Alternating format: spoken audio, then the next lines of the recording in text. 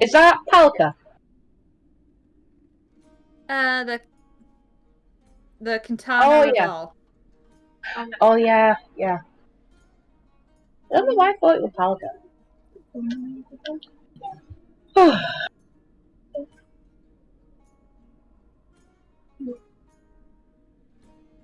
And Charlie's half in his box again. Where was it? Fit in the box. He insists on being in it. Where was it? I had tombstones in again. Which ones? The new ones. Razetham. I've been there. There isn't a person. There is. There isn't. She doesn't appear till the end of her rescue. Then you'll have to wait. Because that's the only place that you can hand in those ones.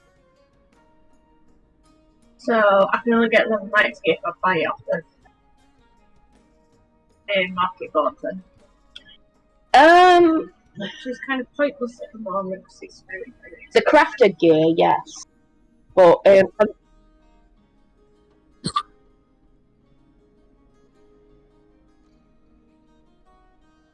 Oh, you might want to do that. I'm gonna read so many fucking minds.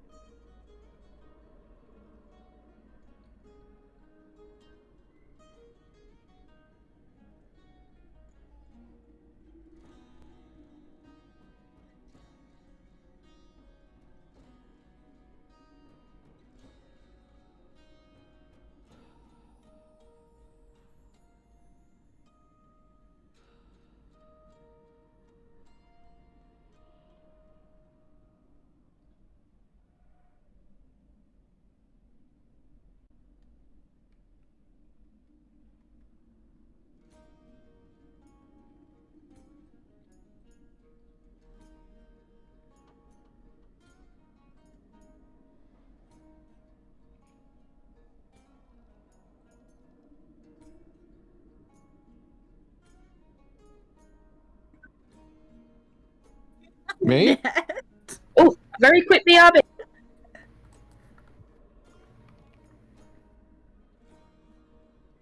Who has a net? You? Hell yeah, I do. You know how useful nets are?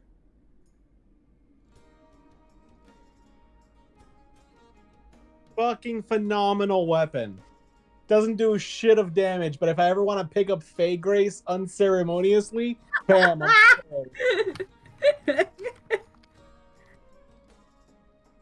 I wish Brian was here to have heard that. I specifically picked her because she wasn't here.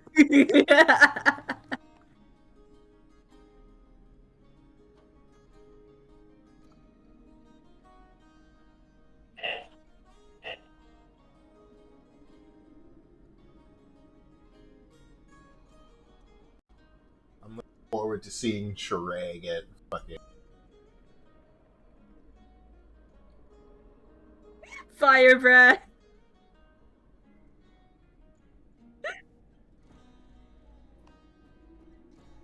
And the yeah, as far as Felix and Faye Grace are aware, she's just a tiefling.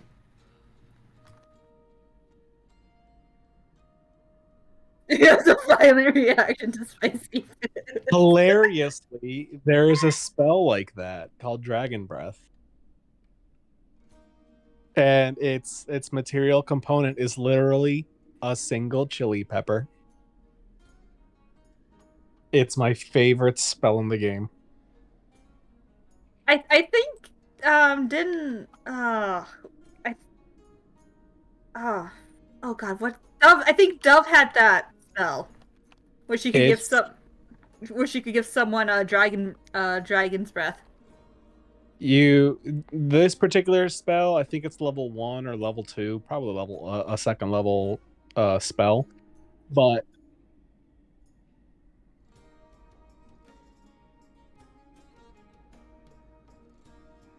that is Hey Toru.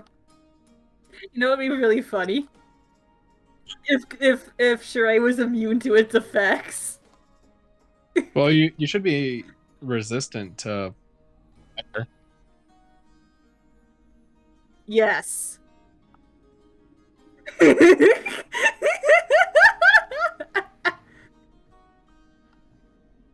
does. If she.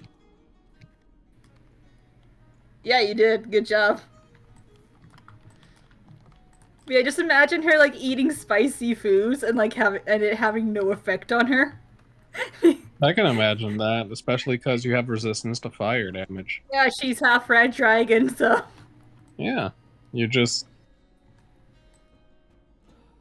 spicy don't mean shit. Nope. And if she ate the pepper that would normally give her fire breath, she wouldn't get the fire breath because she already has fire breath.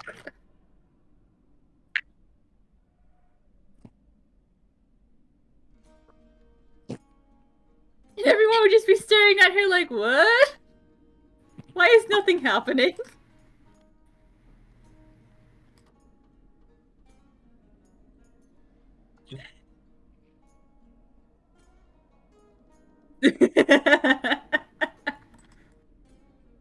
And she'd just kind of be staring at everyone like, what? What? It's just a pepper. Why are you staring at me like that?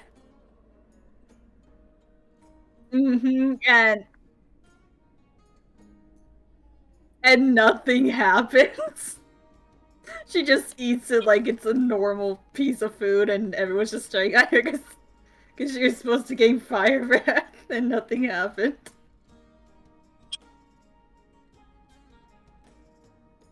Yeah. Question mark at the end of that sentence.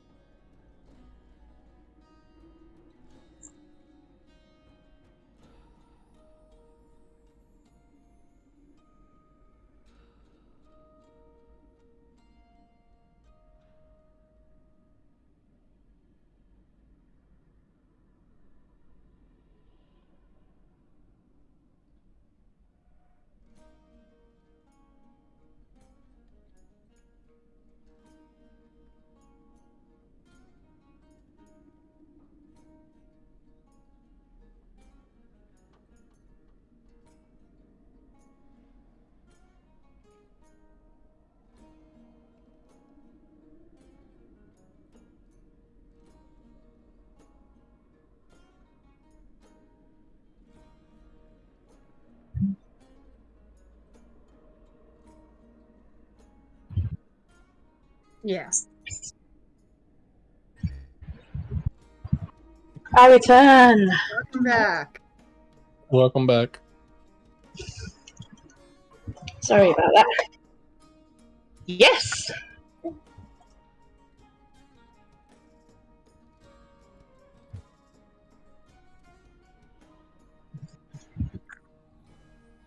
Let's go, let's go, let's go, let's go.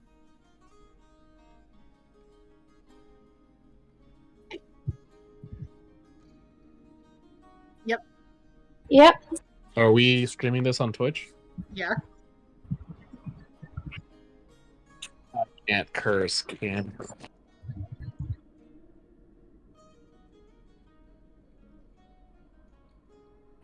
I played the wrong character. I will do my best.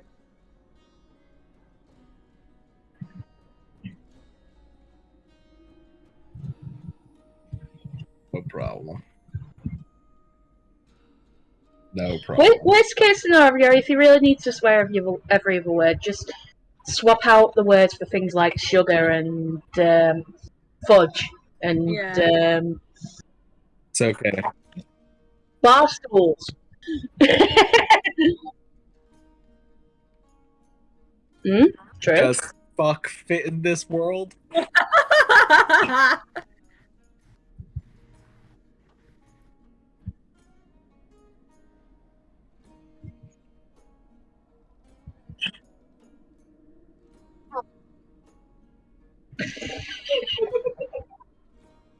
Tiamat doesn't have tits. Dragon. Durkin. I'm gonna use.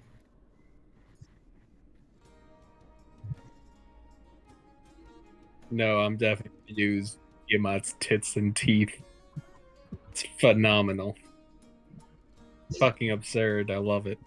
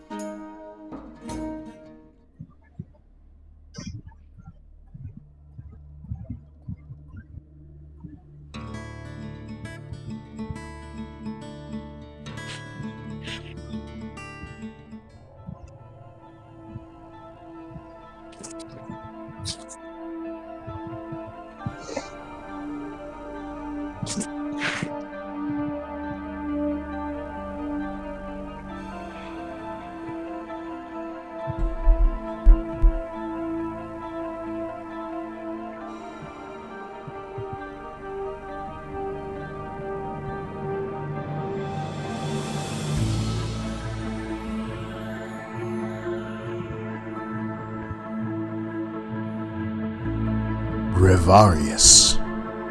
A shattered world reformed by the gods and, in turn, both blessed and cursed by the tides of reality.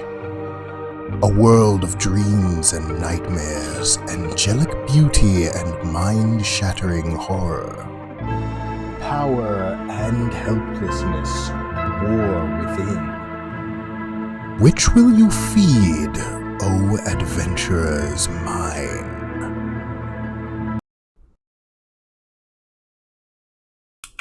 We begin with our 3 characters. We have, from left to right, go ahead and introduce yourselves. I did. So, starting with the rogue over here, go ahead and introduce yourself.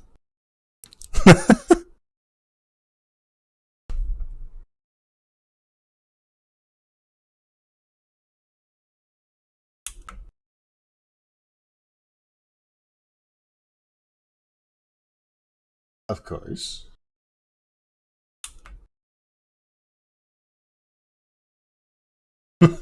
Well, let's hope you find something you like. And then we start with the Harflin. Oh shit. Oops. Ah! Oh dear. I forgot to unmute Discord, Felix. I'm sorry. I'm sorry. Thank you. Thank you for alerting me, chat. And welcome to Revarius. Welcome to Welcome to the Boob Troop, everyone. This is what we normally do. We're chaotic. Don't worry this is kind of an indicator of how this is gonna go. We're naturally the chaotic alignment. Yeah, we're gonna be calling this the Nat Ones, and I'm sure you can see why. Felix, you're gonna have to reintroduce your character. Oh, Witty, I'm still better than my stream. Oof. Alright, guys, it was nice role playing with you. You know, see you next week, guys. Alright, go ahead and reintroduce yourself, Felix. I'm sorry. No problem. Scuff happens. Yeah. Ha! I wasn't the first to curse. Hi, my name is Gabriel. I play Felix de la Rosa. He is a war veteran who has had to turn to crime after coming home and finding his job and home destroyed. A not so uncommon story, sadly, in this world, but hopefully he can make something good of himself, or maybe plunge deeper into the underworld. Let's find out. Yeah, hopefully something good happens. And now we're going to move on to the Harflin. Hello. I'm Briar. I'm a common face on this stream. Yes, she is. I play the halfling bard Revarius Twinklefoot. She's the daughter of an innkeeper and a witch of the woods, so to speak. She's currently on a journey trying to find somebody who's done her wrong. So, yeah.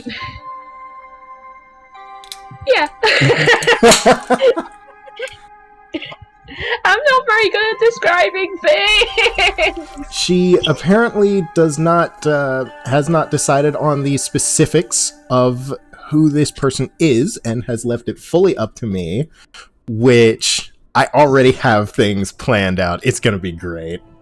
I know you do. Why he's done her wrong? Basically, he romanced her and decided to, toddle off and do his own thing, and she's not happy about that. Yeah, So he kissed it and basically kicked it. Yeah, essentially. she is a woman scorned. Yeah. Where I'm from, that's called hitting it, quitting it. That's pretty much what he did. This is a good Christian stream. Oh, we all know it's not. Yeah, well, Shay cursed already, so Okay. Jesus has Damn left it, the Shay. server. And speaking of Shay, we have our tiefling. Well, as far as everybody knows, she's a tiefling. Hi, I'm Shay. I'm another usual on this channel. I am playing a little druid who is very naive to the world because she grew up basically isolated in a little temple.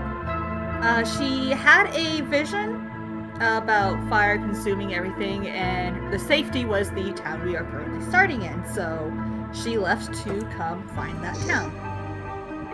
Alright. And according to our players, two of them knew each other before this. Wasn't it Grace and Felix who knew each other already? Yeah. And then Grace just ran across them on her way here. Is that correct? Sure, I did. Yeah. Sure. Sorry. I might get names mixed up here and there, but you begin stepping off the carriage. The carriage did not want to go any further. However, they brought you within a stone's throw of the walls, and you are here now in the town of Bleak Hollow. Original name, I know. You're not quite sure what you're looking at, but you see the fog wisping across the ground. You have the torches lighting the way. It's in the middle of a reasonably dense forest. You can't see terribly far into the tree line, but reasonably well. The town is kept mostly clear of the brush. The cobble beneath your feet is worn, and it looks as tired as the town feels. The fog rises almost about to Felix's knees, which, on Fae Grace is a lot higher. God damn it. It's not going to obstruct your view a horrible amount, but it's there. And It's gonna look like she's wading through the water. She's just gonna have her head poking out. pretty much. Just gonna see the top of her staff. Here I am, guys. Don't leave me behind. She'll just be walking along going, you fucking place. In any case, you stand outside the gates of the village, looking straight in. You can see the two guards standing at the gate, spears at the ready, and looking at you with some slight confusion and suspicion. Well, Sheree, considering that Sheree is currently dressed completely cloaked, you can't really see her face. She has the hood up, she has the scarf over her nose and mouth. She is, as far as anyone is aware, a purple tiefling. She just likes to hide her appearance, and her tail is wrapped around her waist, so you can't see that either. Alrighty. With long purple hair that fades into red, and what one could almost think of as glowing orange eyes.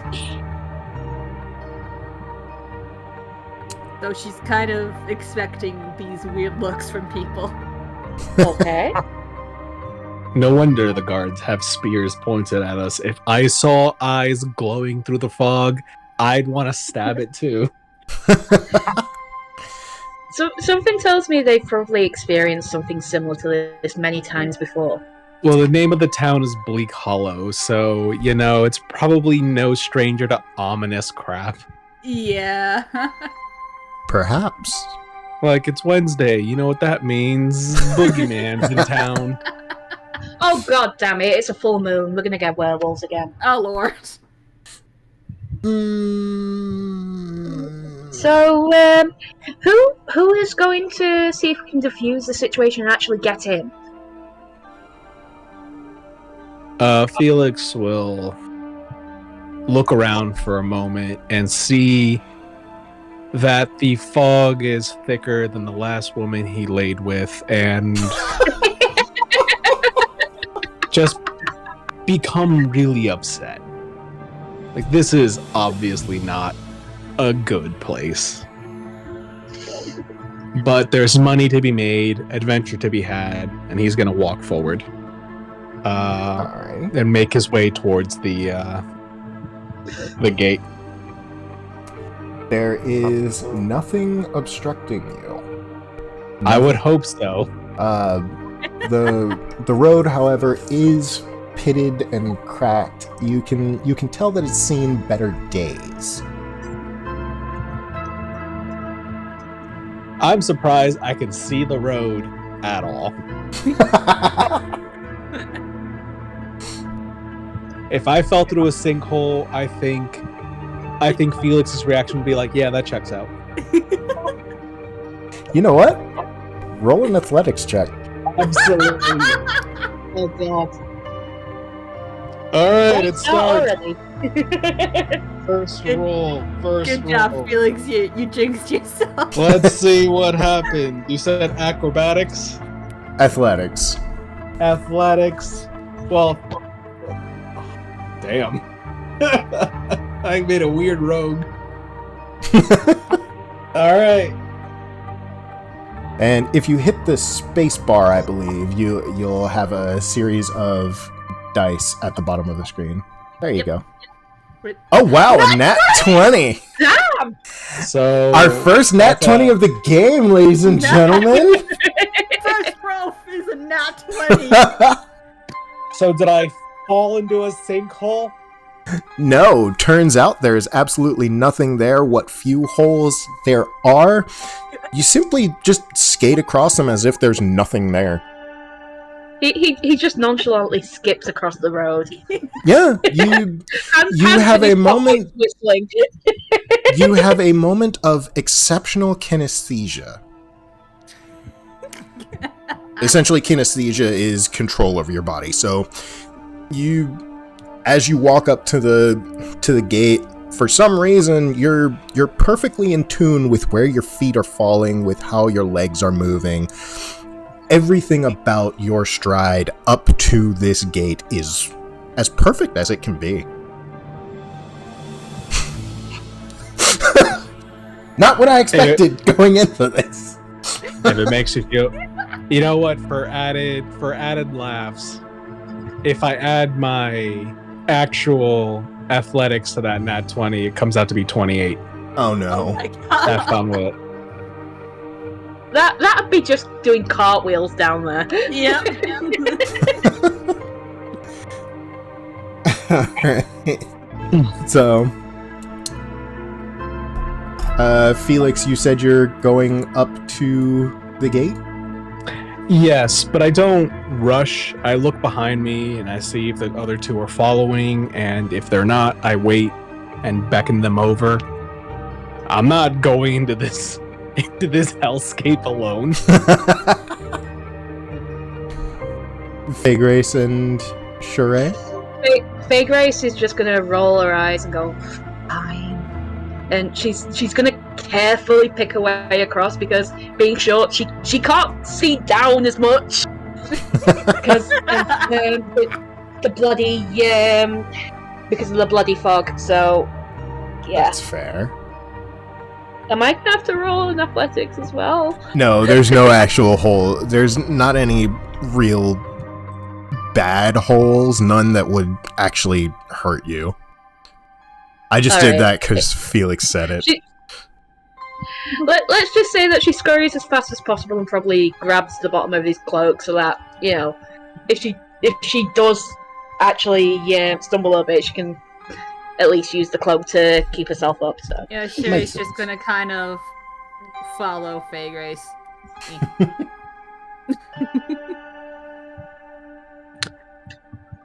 Alright. Yeah, Felix will just sigh and just keep moving, being careful not to trip on a pebble. Which Never won't know. really be an issue. Pebbles are fatal. Pebbles are horrible. Pebbles are fatal. Alright, so as you approach, as you get close to the gate, one of the guards turns to you and says, "Halt! Who goes there?" Just a handful of travelers. Sherry's just Passing gonna through. hide behind Felix. Any of you got papers? No We need papers. Interesting. I don't have any papers. I'm just here for some work. They're passing through, I'm sure. You stopped at Bleak Hollow for work. Interesting choice, traveler. Well, when you don't have a lot of money, you don't have a lot of options, now do you? Fair enough. Used to be a traveler myself. My condolences. Yeah. Could have chosen a better place to retire, but you know how the stones fall. well, we didn't have much choice. This was as far as the carriage was going to allow us to go. For good reason. What reason is that? There's a reason this place is called Bleak Hollow. I won't tell you more than that. You might find more information if you venture into town. Go ahead. Alright. Thank you for the welcome. And the warning. One thing as you go, strangers. This place has a habit of consuming people. Be careful. That's not ominous at all. When you say consume, do you mean literally or figuratively? The man stares at the halfling for a moment. He doesn't really say anything. You can't really read his face, but then he just nods and says, "Yes." I don't like this. Insight check! Go Sherry's ahead. just kind of holding on to the back of Felix's cloak and just says, I don't like this place. Say great. I forget, what do I roll for an insight check? Insight.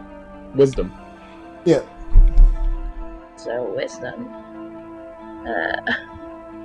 I have a +0 on my wisdom. I am not wise.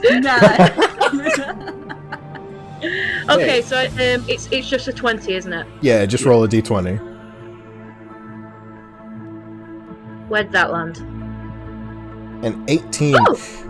You can see that he's beaten down, he's nervous about something, and you can tell his eyes are flicking off to the east when he says that the town has a habit of consuming people. You can You notice his eyes flicking on occasion to the east, almost nervously, as if he's expecting something to just come thundering out from that direction and eat everyone whole. The east is the forest area. Yes.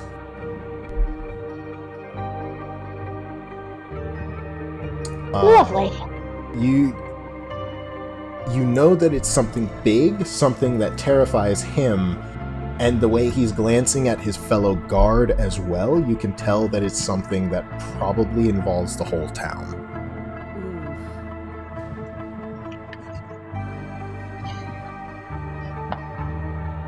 And as I said, everybody here, you can tell just from looking around that this town seems tired. I can already tell this is going to be fun. And LolGamers89, even more bleak now the party has arrived. Yeah, something like that. Well, we were having a conversation earlier if you wanted to be murder hobos or cuddle hobos, and honestly, it's looking like the town's the murder hobo. We're gonna be murder cuddles. Yeah, we are. Before we go further into the town, as we're walking forward, Felix stops for a moment and just turns back to the guard. Hey, where's the tavern? Down the road on your right, you're gonna look for the... funny name for a place like this. The Pigeon Widgeon. It's gonna be the road gonna be the building just across the road. The pigeon. Brilliant. Thank you, mate. Okay, next page. He'll just turn and muddle to himself. Pigeon.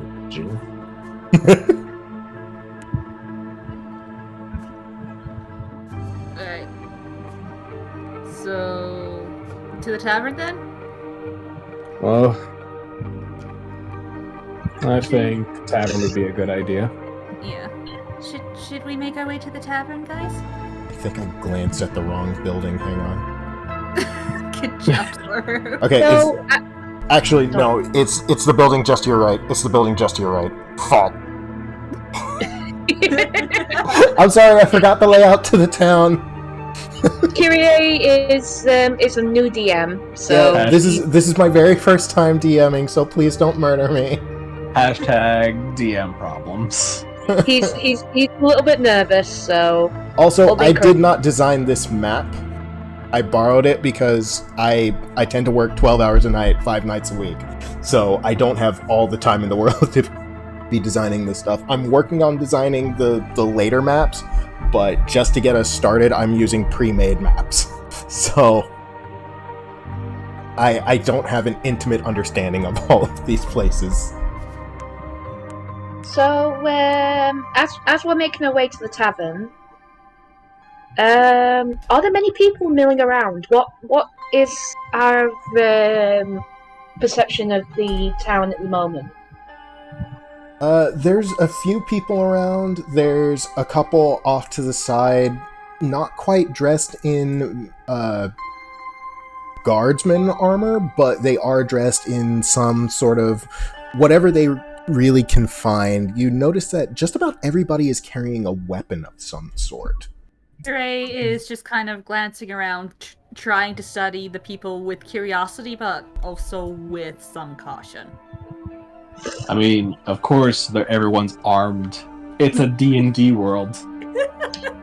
Well, it's Big just Race- nobody really seems hostile. It's just everybody seems more like they're Defensive. just cautious is all. Fake Grace is going to sidle a little bit closer to Sheree because Sheree is innocent being. Ray is nervous just about being in a town in general. That's As she- fair. As she follows over to here, yes, into the tavern. Nope. Yep, and there goes Faye Grace, just rocketing. There she goes. There she blows! Of course, lol gamers, down with the DM. How dare you? Oh, one thing. Every 100 bits, you can choose to give. I'm going to call it fatalistic inspiration. Oh no. You can give a bonus. You can give a bonus dice to any of the players. 1d4 for them to use and add on to any of their rolls. I don't rightly have the. I don't have anything to indicate who has it, but I'm going to be keeping track of who has these bonus dice. There will only be one active at a time, but you can queue them up. So you can use one every 3 turns if you have them. I'm not gonna Nice. lie. If I get any dice like that, I'm gonna use them to cross the street.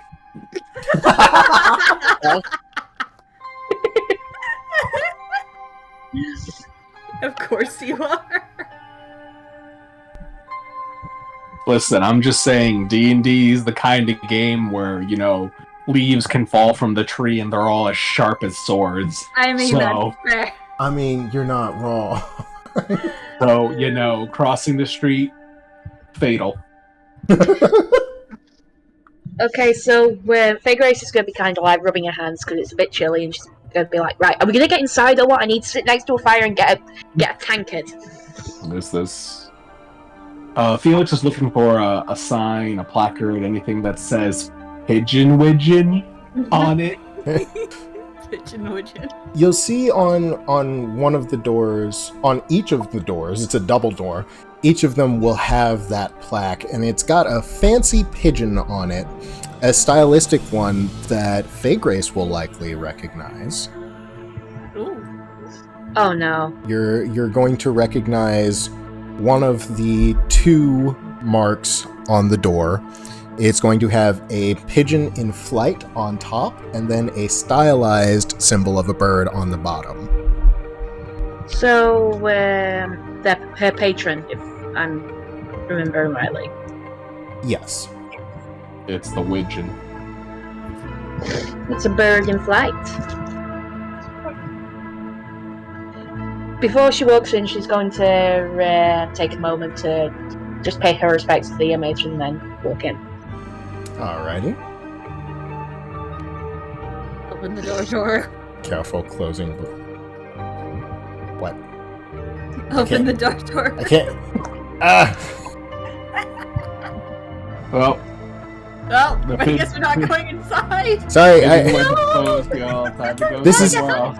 this is one thing Hang on. How do I open the doors? Demolish them. Can we just? No, we. No, Tori, I try. We can literally not go forward. Hang on. Bless you, Tara. Yeah, door's gone. Okay, go ahead. Hey. Oh Let's my just god, all these remove the people door. just showed up. Yeah. Good lord. Where did I drop Faye Grace? Uh, Oh, there. On me. Alright, so as you enter, it's relatively dimly lit, but it is warm. You're not quite sure how, you can't see any particular fires, but Yeah, the door's gone. the door's still there, I just couldn't figure out how to open it. It's okay. I'm just busting your ball. But, Sorry, I didn't mean to burn the door down. Oh, ha ha. but you can see an assortment of different races, different sizes. Most of the people here are kind of slumped over, and as I said before, they're tired, they're kind of beaten down. They look up at you, and most of them are curious. Some of them are nervous, but for the most part, they just give you a look and then shrug and go back to their drinks, back to their business. There's a low murmur of... Oh, hold up. There's a low murmur of conversation going on. hang on. There's a low murmur of conversation, and generally speaking, it's kind of calm.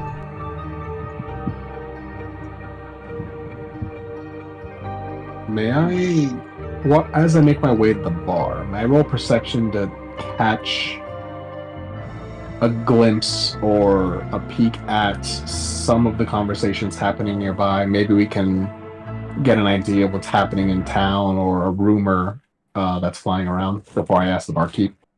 All right, go ahead. And you're rolling perception, correct? If you'll allow me. Go ahead. That is a 9 total. Oof. You're not really catching much in the way of conversations, but you're noticing a lot of people giving you guys repeated glances, repeated looks. Some of them look a bit wary. Some of them are giving you pitying looks. But Use them? nobody's got anything that you can glean anything off of. Sheree's just kind of looking around, but once her eyes kind of like spot the dragonborn that are in the tavern, you can just kind of see her eyes light up a little bit. Oh no. Yeah. What the fuck? What's the worst that could happen? What's the worst that could happen? Yeah, what is the worst that could happen? Don't worry about it. We're gonna leave this tavern in smoldering ruins. As you notice them and your eyes light up, you notice that they look over.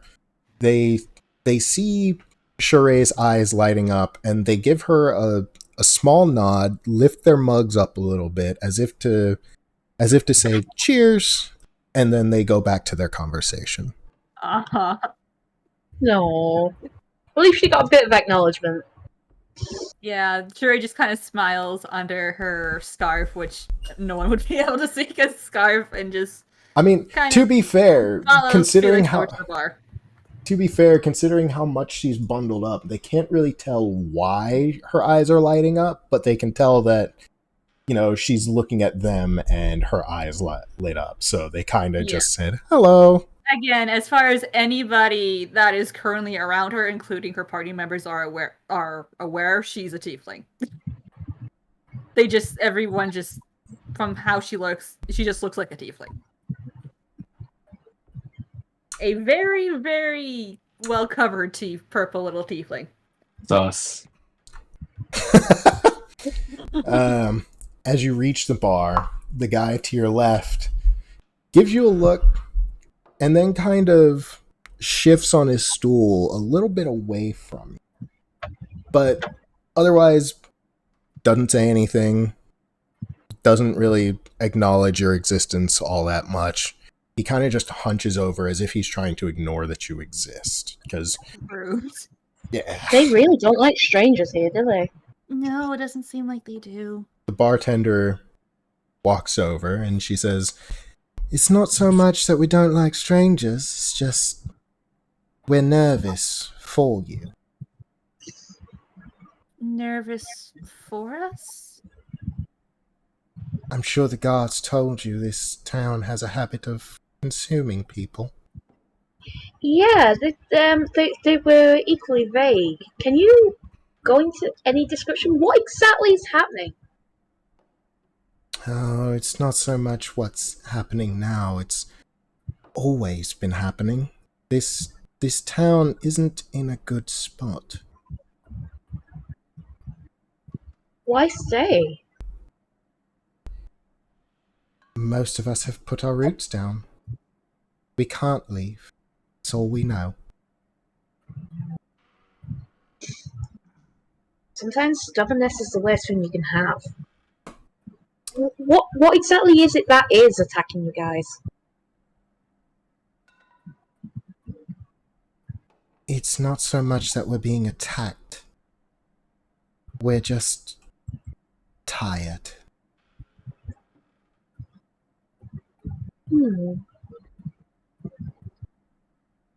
I will say... Oh, for fuck's sake, lol gamers. That's some peak bar wisdom right there.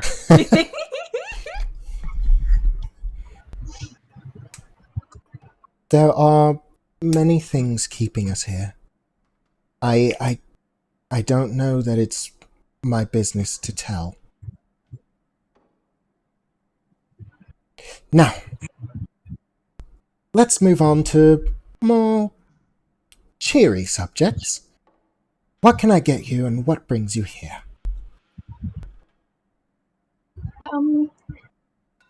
We're basically just looking for a place to rest for the night before we continue our journey in the morning.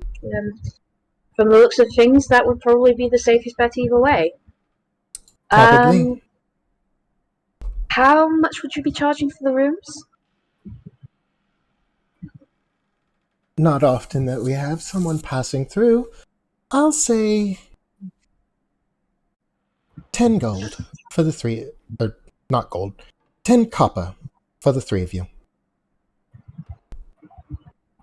Good enough deal. Faye Grace will pop it on the as much as she can. She'll probably just shimmy up onto the stool and then pop it onto the counter. How much would it be to get an evening meal? You know, some nice ale. Well, as nice as this place probably provides. Believe it or not, Some we used to be ale. known for our ale a few centuries back. Do you have remnants from that? We still have it. I can get you a flagon. Sure, let's have a try. Alright. What about you two? She looks up at Felix and Sheree. Can you describe what she looks like? She is a tiefling. She's got a duller red skin. Her horns curled back almost flat against her head towards the back. She's got long blue hair, dark blue, and she's got a slender whip-like tail. Her feet, though you can't see them, are completely humanoid, completely normal. Mhm. And her eyes are they're dull, glowing, molten gold.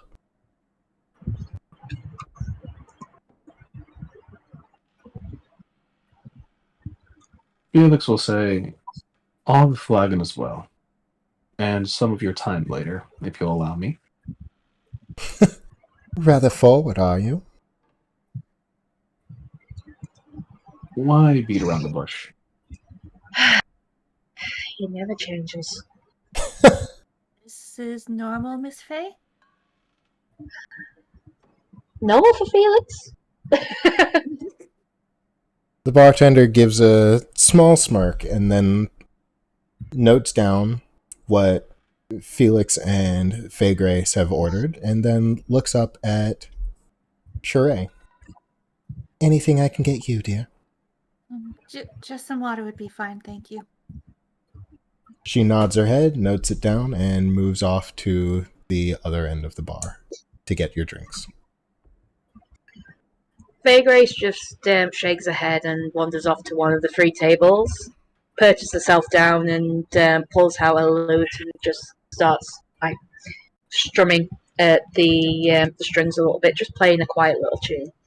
All right. Do you want to roll a performance, or is this just something you're doing for yourself? Just something she's doing for herself. Okay. And then Felix and Sheree, are you two going to be doing anything while you wait? What would you like to do, Sheree? Grace just kind of put herself a little bit up against the wall over here and just kind of observe people. I can't turn her around. Help. There you go. That's remember, it's left alt. Left? Yeah, you pick her up and then hold left alt, and then you can move your mouse to turn her around in place. Oh, okay, okay. Alrighty. There we go. She's just gonna kind of observe the people. Alrighty. So, Faye Grace, you're going to be. Sorry, this program can be a bit awkward at times. Ah, what It's the fuck? also an early access program, so Yeah, a little bit. which is why we haven't been able to kind of personalize these models. It's because it's early access, and at this point we cannot personalize our models.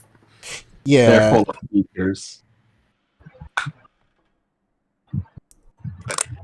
It's a good program, though. It is. It's I mean- really good. I like it. I'm looking forward to what it looks like, a year from now. It's Yeah. gonna be phenomenal. Yeah, because they're actively working on it. Not sponsored, by the way. Not sponsored. not. Absolutely not sponsored. We Anyway. each bought a copy of this. All right. Let's see. Felix will take a seat at the stool. I love this, by the way. I love how I want to go on the stool, and I do. My favorite. Come on. I know you can do it. I believe. Yeah. You did it! Good job! Oh shit! Is that True Law Gamers? Apparently, they're putting Hero Forge integration in soon, so you can customize your models. Yay! Yes! I can actually have Shrey look how I want her to look. Yeah. I love how I'm the one not cursing. Like, I'm trying so hard, and y'all are just like, fuck, shit, oh my god. Well, Making me mad. I told you to be free, but if it gets overboard, I'll say something. Yeah. So, Okay. we're not horribly concerned with it. It's just, If you mod the game.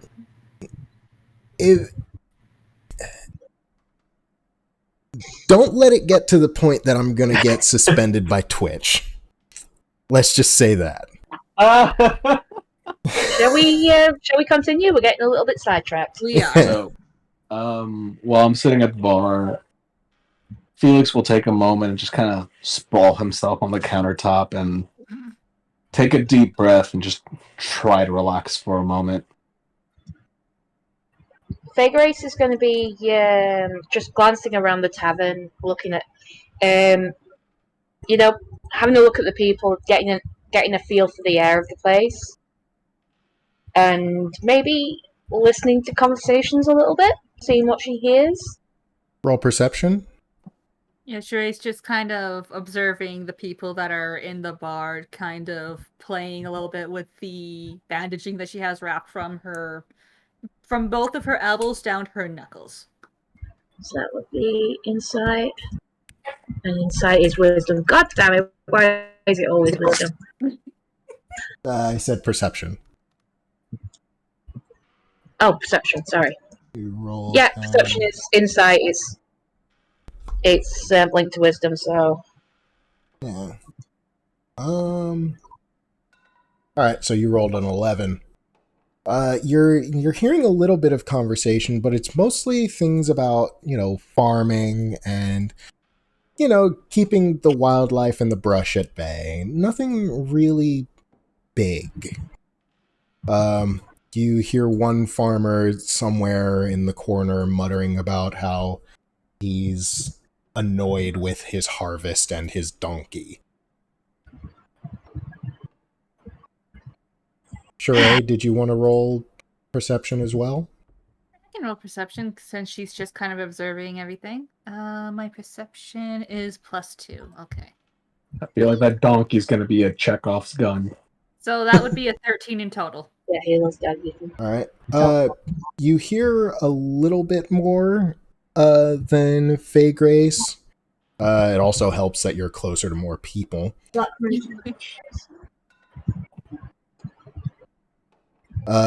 You hear,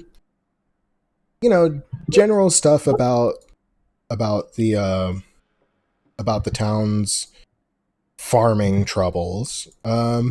However, you hear one throwaway line about the spirits being unfavorable this season.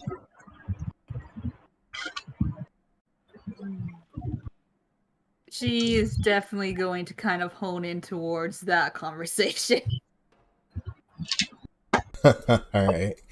It's actually the table forward and to Sheree's right, if you want to approach.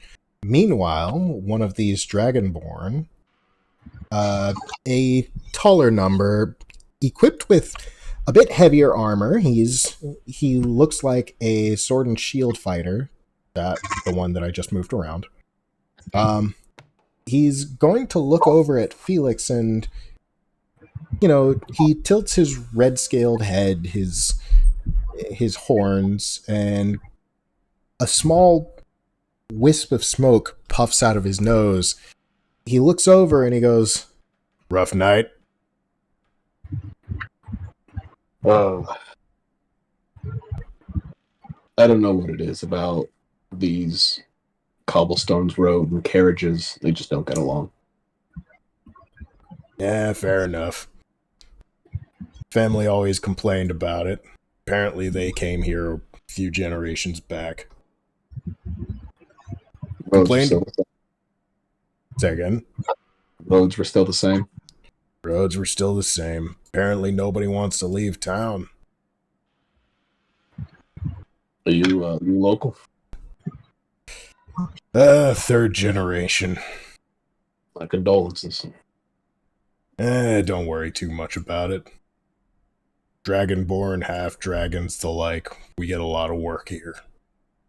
Tell me about it. We're tougher, stronger than normal humans. Not trying to be racist, just something I've noticed. Hey, you're descendants of dragons. I'm not gonna speak ill of Dragonkin. Smart man. But, we got beat down when we first came. And, reminded us that humans can be pretty tough and resourceful little shits. Anyways, my friends and I tend to patrol the grounds around the town. See some weird shit around here sometimes. Like what? You look like you got a story or two. Do I ever? Here, Apparently. let's have a trade. I'll buy you an ale. You tell me a story. Never gonna turn down a free drink. It's at this moment that the bar girl comes back with everybody's orders.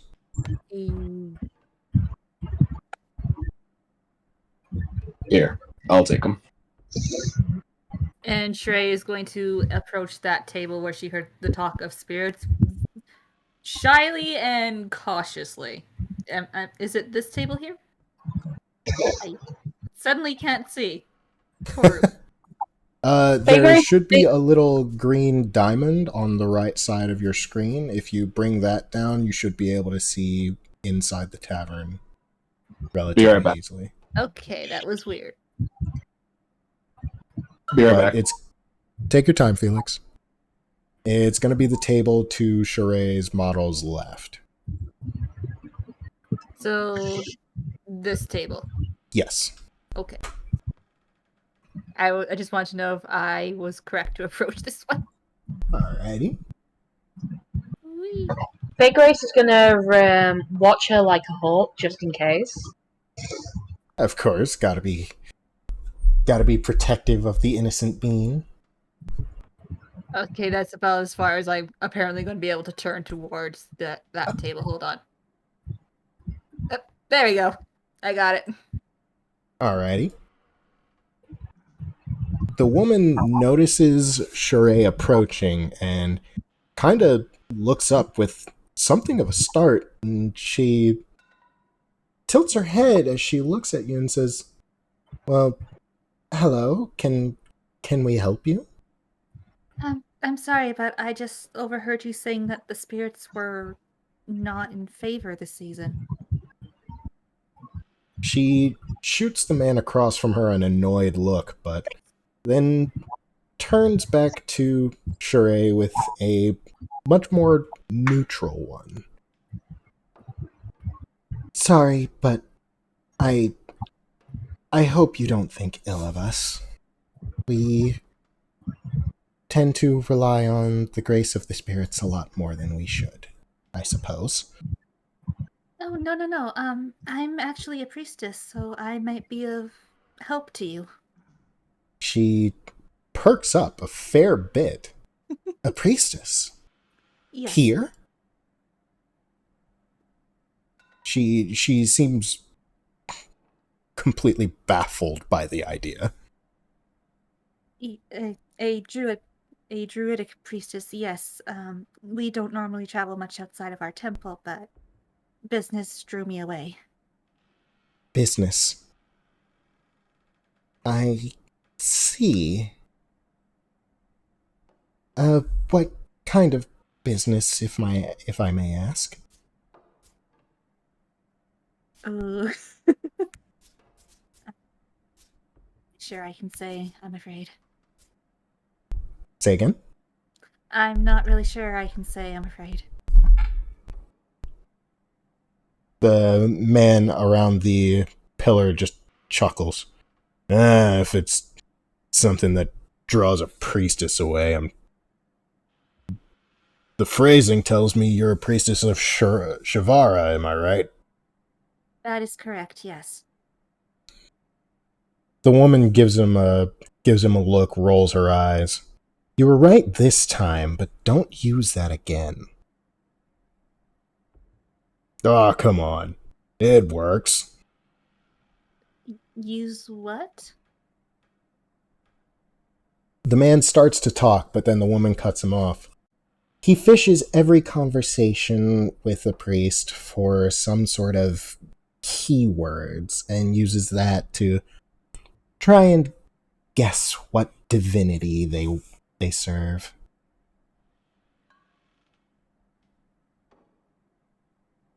I see. A bit ingenious, but a bit odd. It's annoying. The man just laughs. Well, but his guess was correct. I am a priestess of Shivara. But being as I'm also a druid, and this involves spirits, I may be able to help commune with them. The woman kind of gives you a critical look. She seems a bit skeptical, but looks at the man across from her. I don't know if we should get someone from outside involved, even if a priestess.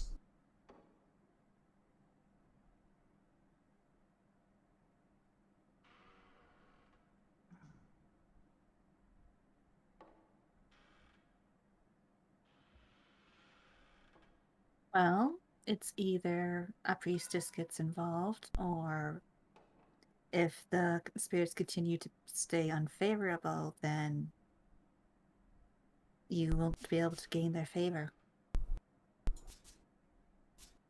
From the sounds of the conversation, anyway. The man's laughter stops, and he gives an exhausted sigh. The woman looks at him with a kind of commiserating look before turning to you. How often do you work with the spirits? I grew up in a temple kind of separate from other people, so the spirits generally was who I generally tend to commune with the most. She nods, and the man kind of taps idly on the table as if he's mulling that over. You know, someone dealing with spirits more than people might be able to help us pretty easy. The woman gives him a sharp look and he stops short.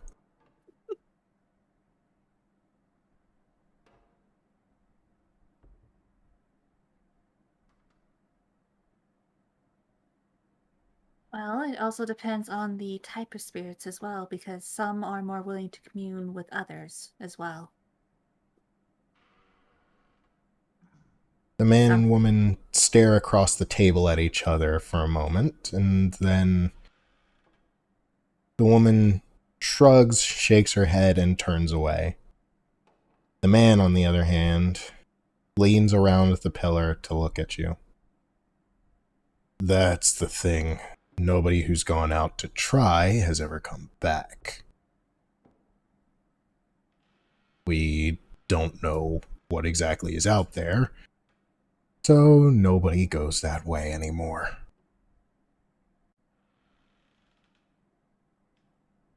Troubled spirits from the sounds of it. Angered by what, though? Dunno. Been that way for a few generations.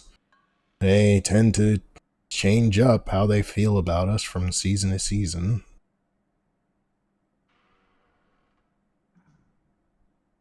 Suddenly, the woman at the other table whips around, almost terrified. Ethan, that's enough. Stop.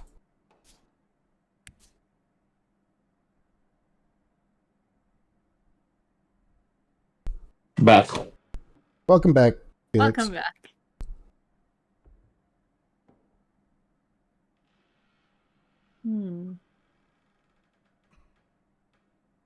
There may be something I can do, but... Well, thank you for taking the time to talk to me. And she's just going to go wander over to Faye Grace. As you leave, you can see the woman from the other table move over, sit down next to the woman who was at the table with Ethan, and begin to... Well, they're not having a pleasant conversation. Oh no. No regrets. And Felix, when you went off, the barmaid had just come back with everybody's orders, and the Dragonborn over here was accepting your offer of a free drink. I will pass him a flagon and tell him, I'll be right back. I have to go get these ladies their drinks. He beams at you, grabbing the mug and lifting it up. I'll be right here when you get back. Looking forward to it. And I will go to Faye Grace's table and put one down beside her. And then I'll go to Sheree. I don't know if she's at a table or not. She's just standing beside Faye Grace. Then I'll put it on the table beside the other flagon. Here you go. Faye Grace is just gonna tuck Sheree down into a seat. Just say, you liking there is just making me nervous. I'm sure enough as it is. Sheree's just gonna kind of hold out her hand and use Drewcraft to make a little flower crown around Faye Grace's head and just go, and just quietly tell her the spirits are causing this town trouble.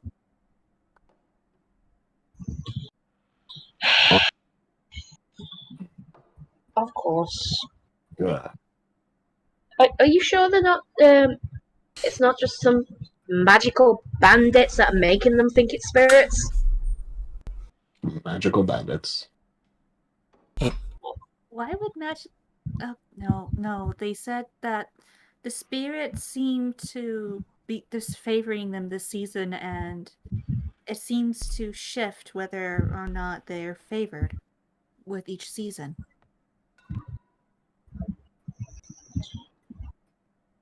Is there a particular cause for the shift in favor? Not that I could discern. Well, God will happen. There we go. You know what? I have a gentleman at the ball waiting for me. I'm gonna do this. Faye Grace, may I poke you on your forehead? Say it again, sorry. May I poke you on the forehead? Oh, well, I can't really stop you, can I? You can if you say no. Poke away. I'm going to poke on the forehead and make a psychic connection with her. And in her mind, I'm going to say, "Can you hear me?"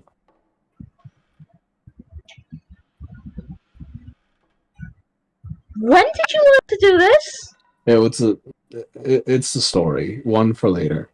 Just keep me informed. I'm going to go talk to this gentleman and see what he can tell me. And as I'm saying this, Felix is like turning around and walking back to his seat at the bar. Faye Grace is just going to take a really, really, really deep swig of the flagon. Just like, oh god. And since Sheree has no idea what was said between the two, she's just kind of picking up her glass of water and just kind of looking at them confused. Was something in the drink? She didn't even take a drink yet. She's just holding the water. She's a lightweight. Wait a minute. This is my stool. There it is. And yes, Sheree is sitting down because Faye Grace decided that she needed to be sitting. Alrighty. You guys will just turn back to the Dragonborn, the red Dragonborn beside him. And he'll say, "You were going to tell me a story." And he'll say that out loud. Alrighty. You want anything particular or just general story about my work here? Well, I'd be lying to you if I said I wasn't curious about why everyone looks like a beaten dog. But at this, he kind of deflates. That one. But it's a long story. If you got time, I could tell it, but I have plenty of time. Can I just very quickly interrupt? Faye Grace is going to play a slightly louder little ditty, and she's going to toss a bit of bardic inspiration towards Felix, just in case. Hey. And I believe that's bardic inspiration. It's 1d6. Okay. So for 10 minutes, he can add it to one ability check, attack roll, or saving throw. Alrighty. I'm going to attack the barmaid. No, Please, please, please don't use it to check the barmaid. Okay. How much you want to bet he's going to, anyways? I will use it later to woo the barmaid. I feel like that's the best use of bardic inspiration. Oh my god. So, as you're sitting there with... What? No, I said, you know what? I'm going to woo the Dragonborn. No, but... Well... I tell him, look, I have plenty of time, and I have enough money to buy flagon after flagon. You tell me your stories, I'll buy you more drinks. Deal? Sounds like a deal.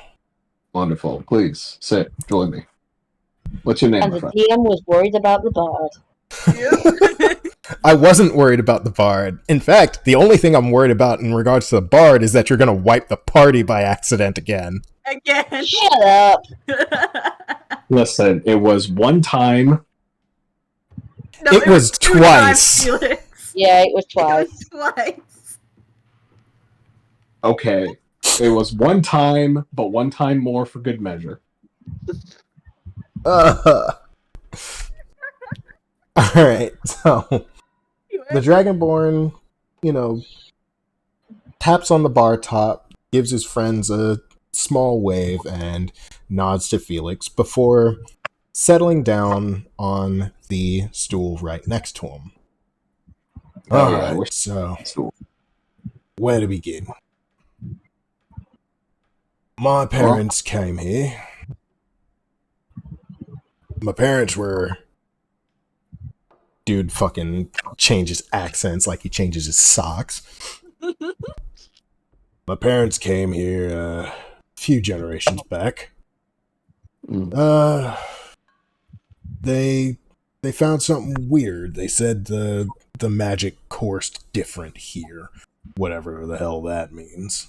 I ain't never noticed anything weird myself, but... Well, I did notice something weird one day. Tell me about it. My first patrol outside, we were, doing our thing. Everything was fine. Is everything all right? Heard something weird come from somebody's microphone. Fine. I I don't didn't know hear whose mic was, but I heard it too. What noise? Don't worry about it. It's spirits that are messing with the town.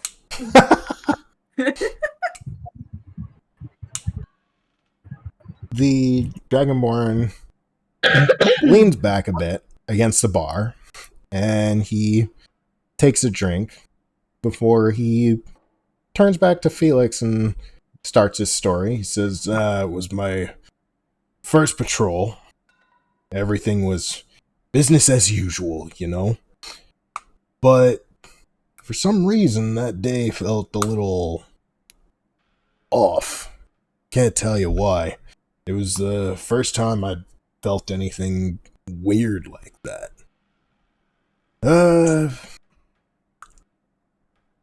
Couldn't tell you what it was. We walked a circuit around the town, found nothing. Came back in, sat for a little bit, and then somebody came scrambling in, screaming about a lost kid. We go out in the direction. It was northeast, I believe. And found the kid easy enough. He was just standing there in the middle of a clearing. Just standing there, staring into the ether. Now let me guess. That bad feeling you had earlier came back with the vengeance. Oh, an unholy vengeance. Luckily nothing happened. We just grabbed the kid, carry him back to town, but for a few weeks we kept a close eye on him. He kept looking in that same direction. Don't know why. The graveyard is off to the southeast, and everybody's always talking about spirits, so figured he'd be looking that direction. But you know how kids are. They get weird. I know what you mean. I got 4 of my own. Oh, Dad, an adventure, too. Kids in my life. I'm trying to make some money to give them a good one. So they don't got to go out into places like this and Do risk what you their- do. It's noble. So you said northeast. What's in the northeast? That's where the forest kind of turns sour a bit. Trees get weird, they get thicker, which is kind of one of those whatchamacallits and oxymoron. Yeah, something like that. But yeah, the ground turns sour, but the trees get thicker. It's weird. But that's about it. I mean, last time we had somebody magical in town take a look at it, he just said the place was depleted. Nothing big, just nothing time won't fix, And it has been getting better of late. So, inclined to believe that. Well, he's finishing up this particular story. I'm gonna signal to the bartender, the tiefling that helped us earlier, and not gonna say anything, but I'm just gonna wave, 2 fingers in the air, point to me and the Dragonborn, ask for 2 more flagons of ale. She nods and scurries off. Stops to help a couple other people, but scurries off to get you those drinks. And I'll put a gold coin on the bar because that's the smallest currency I have. That's gonna get you some drinks for a while. Nice. Yeah. And Sheree and Faye Grace, are you two just listening in, or? Yeah. Trey's just kind of listening into this conversation. Okay. Well, I'm just saying, Drinking her water. Faye Grace is just going to go through a few really, really light little tunes while she's listening. Yeah, Wow. Let me see about. every now and then Shrey is just kind of drinking her water, but kind of lifting the scarf up to do it, so you still can't really see her face. I can do a performance roll now if you want me to. So while this conversation between Felix and the Dragonborn's happening, Felix still has the telekinetic connection with Telepathic. Faye Grace. Telepathic, yeah. Thank you. Yep. And he is sort of giving her a play-by-play of what's happening, just like the highlights of the story, so that he's in the know with him.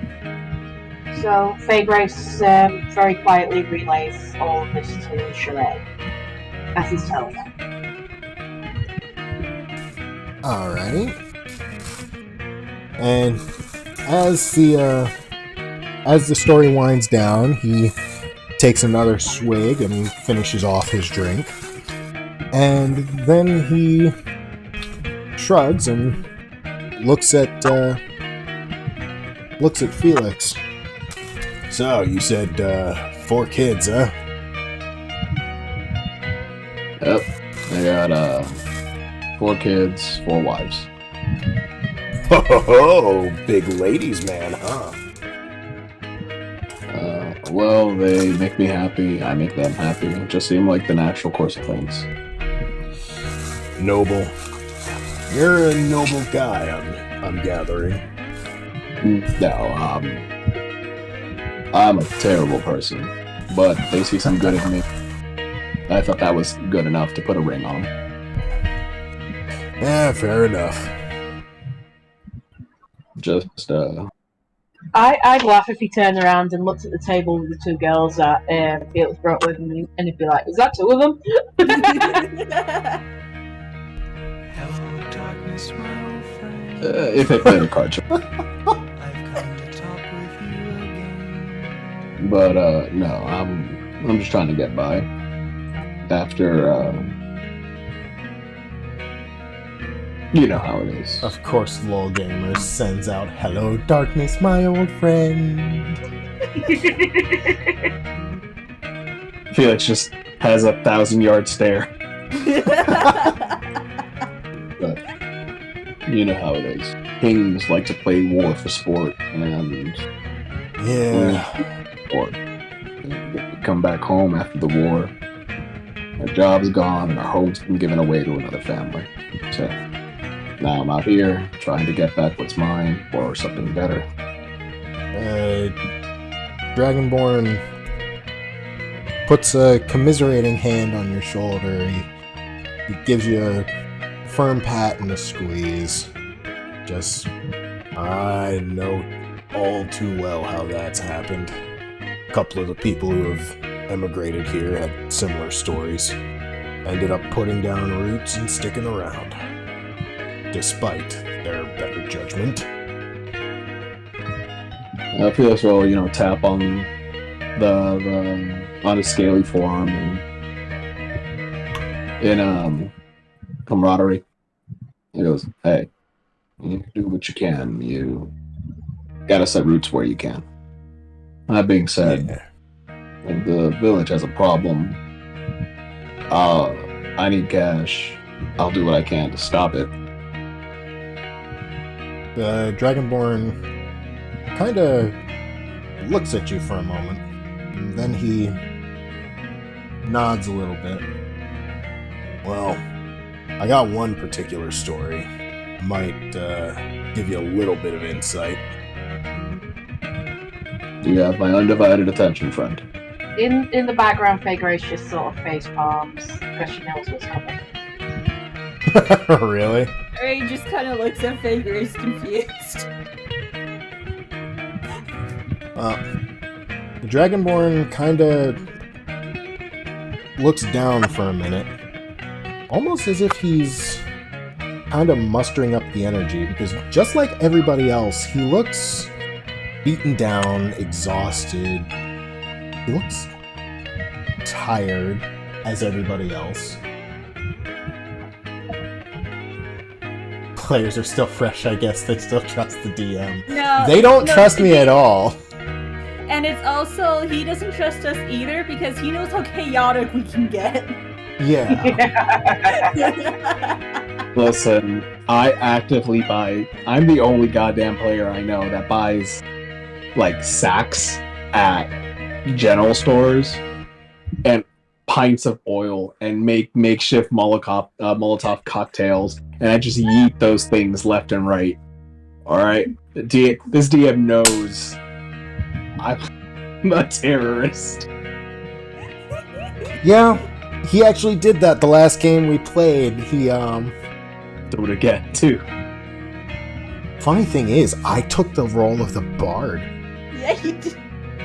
I took the role of the horny bard that game. That was fun. I want to be a horny paladin. Well, I mean, maybe you'll get the chance later on. Hell yeah. Just be like, by kingdom come, this nut be done. Alright, so, give me a quick, what's for inspection? Fuck it, perception. Felix, give me a quick perception, perception roll on this Investigation guy. is for inspection. What did you want? You want? I can do investigation if you feel that makes more sense. Yeah, let's go with investigation. Oh boy, this is gonna be good. It's gonna be either wonderful or horrible. Remember, you've got the bardic inspiration if you need it.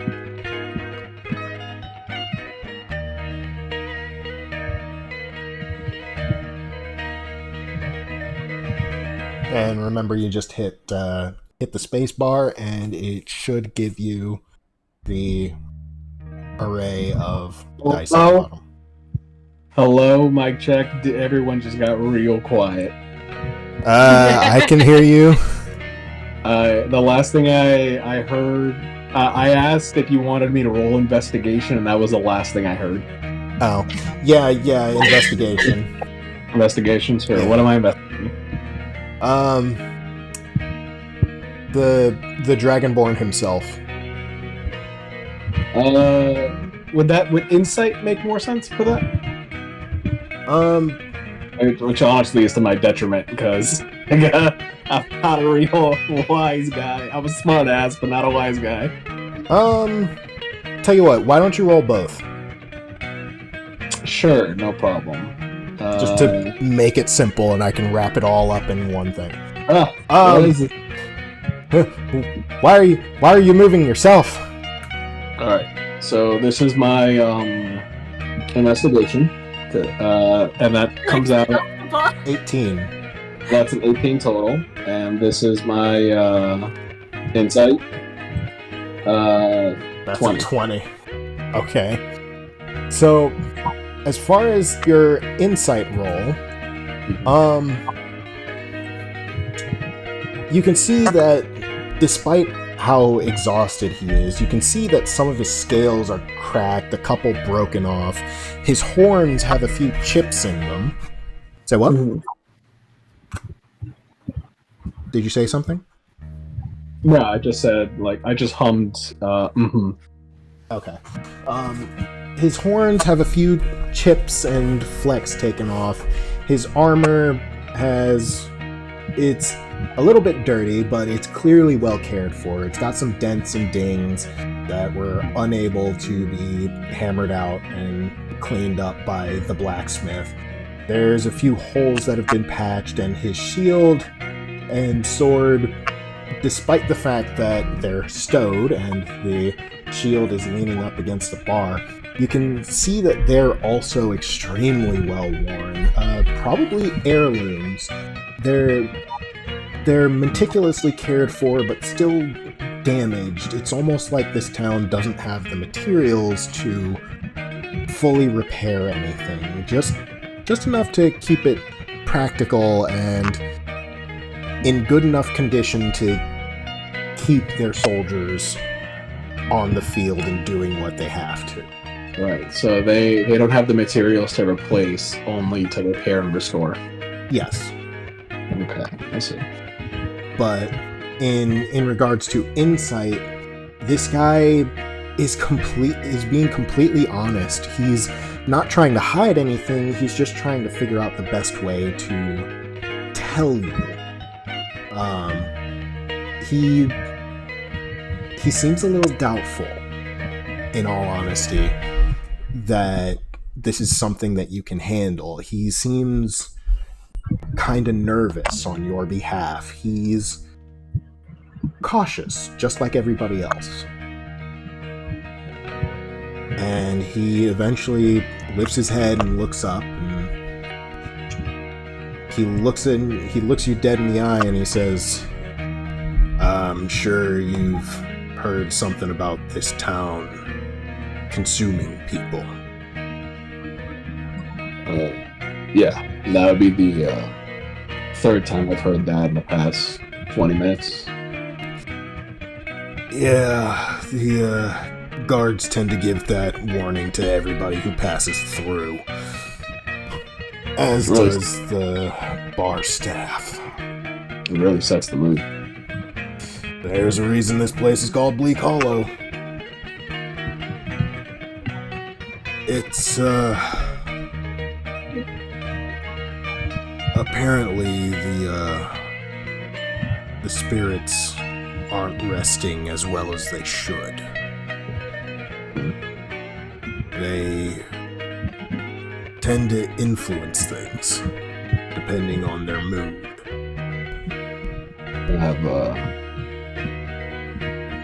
Has anyone in the town reached out to a priest or something? Well, first, a few centuries back, somebody tried to leave and get help. They never came back. They were moving away from the heavy areas, so we can only guess that they escaped and couldn't find anybody, or something else stopped them along the road. After that, this town just decided we'd try and wait it out. As you can see, it's not going great. We're doing well enough. We can grow enough food and raise enough livestock to keep ourselves going. We can keep our stuff in good enough condition. I'd even venture as far as to say that we're growing a little. But only a little. While he's telling me this story, I'm actually going to talk to Faye Grace for a moment, and I'm going to ask her, you ever heard about anybody disappearing from this town a few centuries back? Maybe you've heard a story or two? Would Faye Grace have heard? Bards are known for knowing a story or two in their songs. Would that be a history roll? That would be a history check, yes. Okie dokie. And you're gonna have That to bardic plus 3 knowledge. to that. Alright, intelligence. Can I give her the help action since we have a telepathic connection? What's the help action again? It just gives her advantage. Yeah, Yeah, we can do that. And since you have half proficiency, that's another +1, I believe. Probe her brain. So that's Probe her +4. brain, Felix. Because you already have +3, so that's +4. Good God. Oh my god. And that one. So that's Hang on, did you roll 2 dice, or did I miss the clear on one? yeah. I rolled 2 dice because I had advantage, didn't I? So just in Okay. case. Yeah. So I'll take the 13, add the +4, and that's 17. Okay. You've heard a few stories about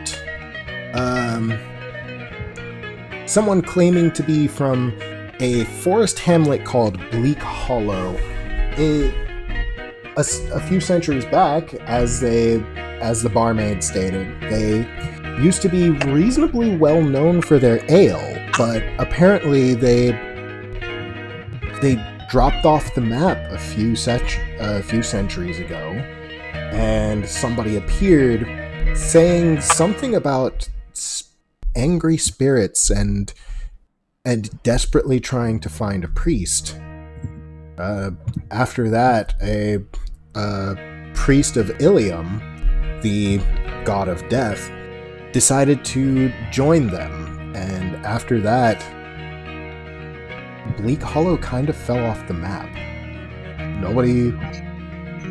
Everybody knows that it still exists, it's just nobody really knows much about it anymore. Vaguely, I think I heard somebody talking to my father about a place called Bleak Hollow. That is what this place is called, right? They were talking about a priest of Ilium. Apparently, when a few centuries ago, when the town went down on its luck, they started searching for a priest, and that was the only one they found that took interest, and apparently everything went downhill from there.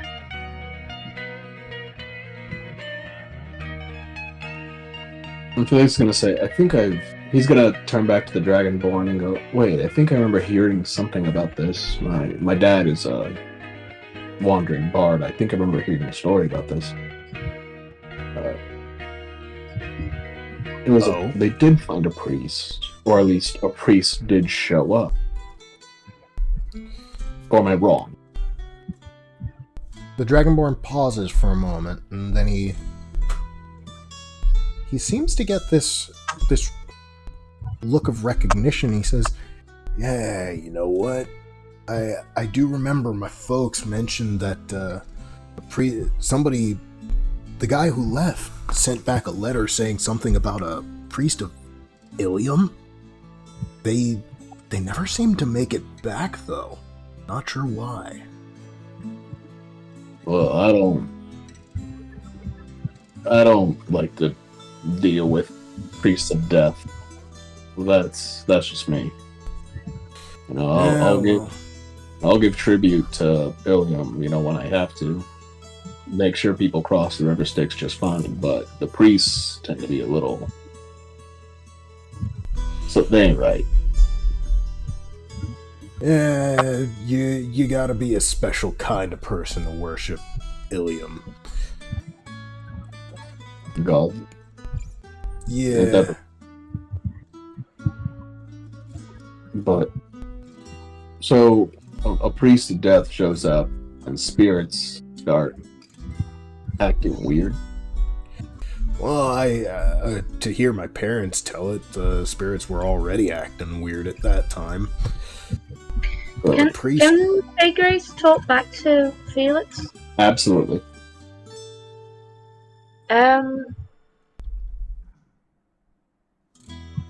She's just gonna quietly say, does he have any idea what actually started this? How they angered the spirits? Wait, I lied.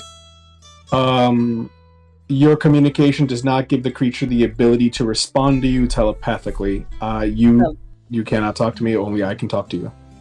Damn it.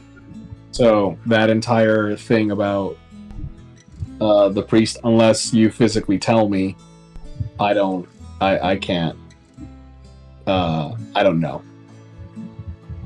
Oh. Okay, continue. My mistake on that. But if you want, I can use my bardic inspiration and say that that's the reason I was able to get that information. If you feel that that's fair. Sorry, he's the DM. Yeah, no, I'm asking Tor. Because I dropped the ball there.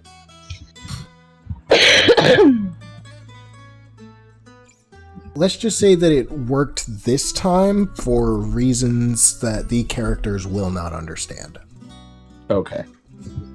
Then, for future reference, it's a one-way communication from my end. Yeah. Okay. Okay. Thank you, and I apologize. Yeah, it's fine.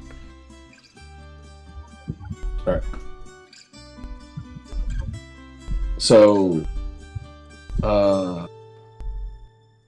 I look at back at the Dragonborn, and I say, so, what did the priests do, actually, once they got here? Don't know. My parents didn't go anywhere near where they were working. Pretty I don't much. blame them. Say again? I don't blame them. Yeah, priests of Ilium tend to work very closely with death, and the closest place that tends to have a greater hold is, well, it's the graveyard, and nobody ever seems to come back from there anymore. Unless we're putting another body in the ground. The spirits tend to appreciate that we still tend to their last rites. They leave us alone during funerals, and for a week or so after, we tend to have a quiet spell. My guess is the spirits are welcoming their new buddy into the fold. After that, things go back to normal. You know spirits, they're weird, fickle. Can't decide what they want day to day. When did you bury your most recent dead? At this, the Dragonborn seems to be particularly pained, and he looks away. That was a few days ago. One of my buddies ventured a bit too close to the graveyard. When we found him, he was barely alive. Said something about some beast coming out of the ground in the graveyard. He ran in to deal with it, wanted to protect the dead. Seems the dead had other ideas. We found him a while outside the east gate. It was a bad look. Died that night. We buried him just a few days ago. Sorry for your loss, mate. It's par for the course. We all do our part here, and best thing we can really think to do is die in the line of duty, you know? If you tell me his name, I'll swing by a flower shop, put some flowers on his grave for you. I'm not sure you're gonna want to go anywhere near the graveyard. Like I said, most people who do, unless they're taking part in a funeral, don't really come back.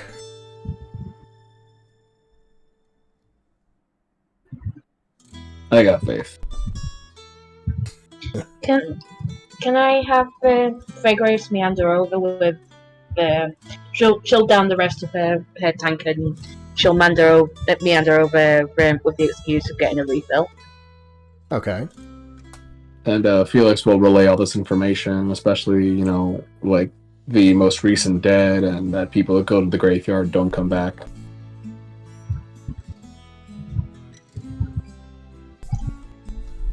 But I couldn't help but overhear. Are Let's you move the talking? bottle over here. Sorry, are you No, talking you're about undead? The Dragonborn seems a bit surprised, peering down at Faye Grace with something like a combination of surprise and amusement. Ah, well, look at you. Didn't know kids were so well spoken. I'm not a child, it was just like snort, just like holding a laugh, like. and let me just tell you, I'm at the perfect height to punch you in the balls. So, She's got a mean right hook. I would also like to point out that Faye Grace still has the flower crown on her head. Hell yeah. That showing doesn't me really her- help her look. She's completely forgotten about it. The Dragonborn gives a little laugh and nods. He reaches down to offer a hand to help her with the tankard. Don't take nothing too poor off it, lass. Cracking a joke, you know how it is. I suppose you need to in a place like this. Also, you also have my condolences. On my way, I did hear about your loss. I do apologize. Yeah, thanks. Never easy, no matter how you put it. May I just ask? Hmm? Do you have any idea why it is that's caused so much misfortune to this town? Honestly, I've never been in a place where the mood is so dour. The Dragonborn kinda glances around and he tilts his head a bit. I never really noticed it when you're born in a place like this. It tends to just roll off you like water off the back of a duck, But have to say it's probably probably just the way the spirits are always changing their minds on things,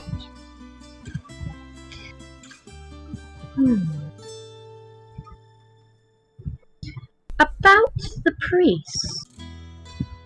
I could hear the conversation from the table. I have terribly good hearing. I do apologize. Did the troubles start not long before they appeared? The trouble started before the spirits or before the priest? Before the priests. I understand that you brought the priests in to help deal with the troubles. But did the... The troubles were the entire reason they sent for the priest in the first place. Apparently it took the guy about a month and a half to travel to where the priest was, and then he sent the letter. And, nobody really knows how that went down. And are there still priests of Ilium around? Nah, that was the only one. Apparently, wouldn't you know it, priests of death don't like dying.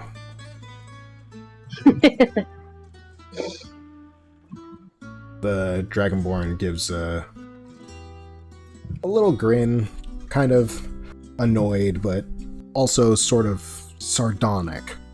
He's annoyed, amused, and, just feeling a few different things. And all of them come across in that little grin he just cracked. Vagarace is gonna pop a gold coin on the table. For my apology for my intrusion. Thank you very much for humouring my questions. Don't worry May I about steal it. my friend back, if that's okay? Go for it. He's, believe it or not, he just paid for the entire bar's drinks for the rest of the night. So. Well, that gold coin is just for you alone, so I'd pocket it before somebody spots it. Fair enough. What's your she's name, just- by the way? Vagarace. Bard Nod. extraordinaire, and she'll do like a little bow and maybe play a little ditty on the lute with a smile. Grace just kind of watching this play out, just sitting awkwardly at the table by herself. He gives a little chuckle and a nod. Vagarace. I'll make sure to remember it.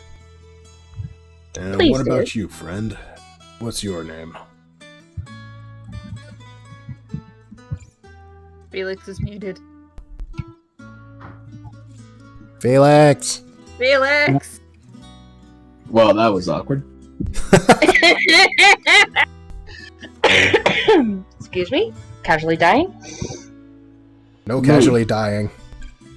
Not allowed. My name is Felix, my friend.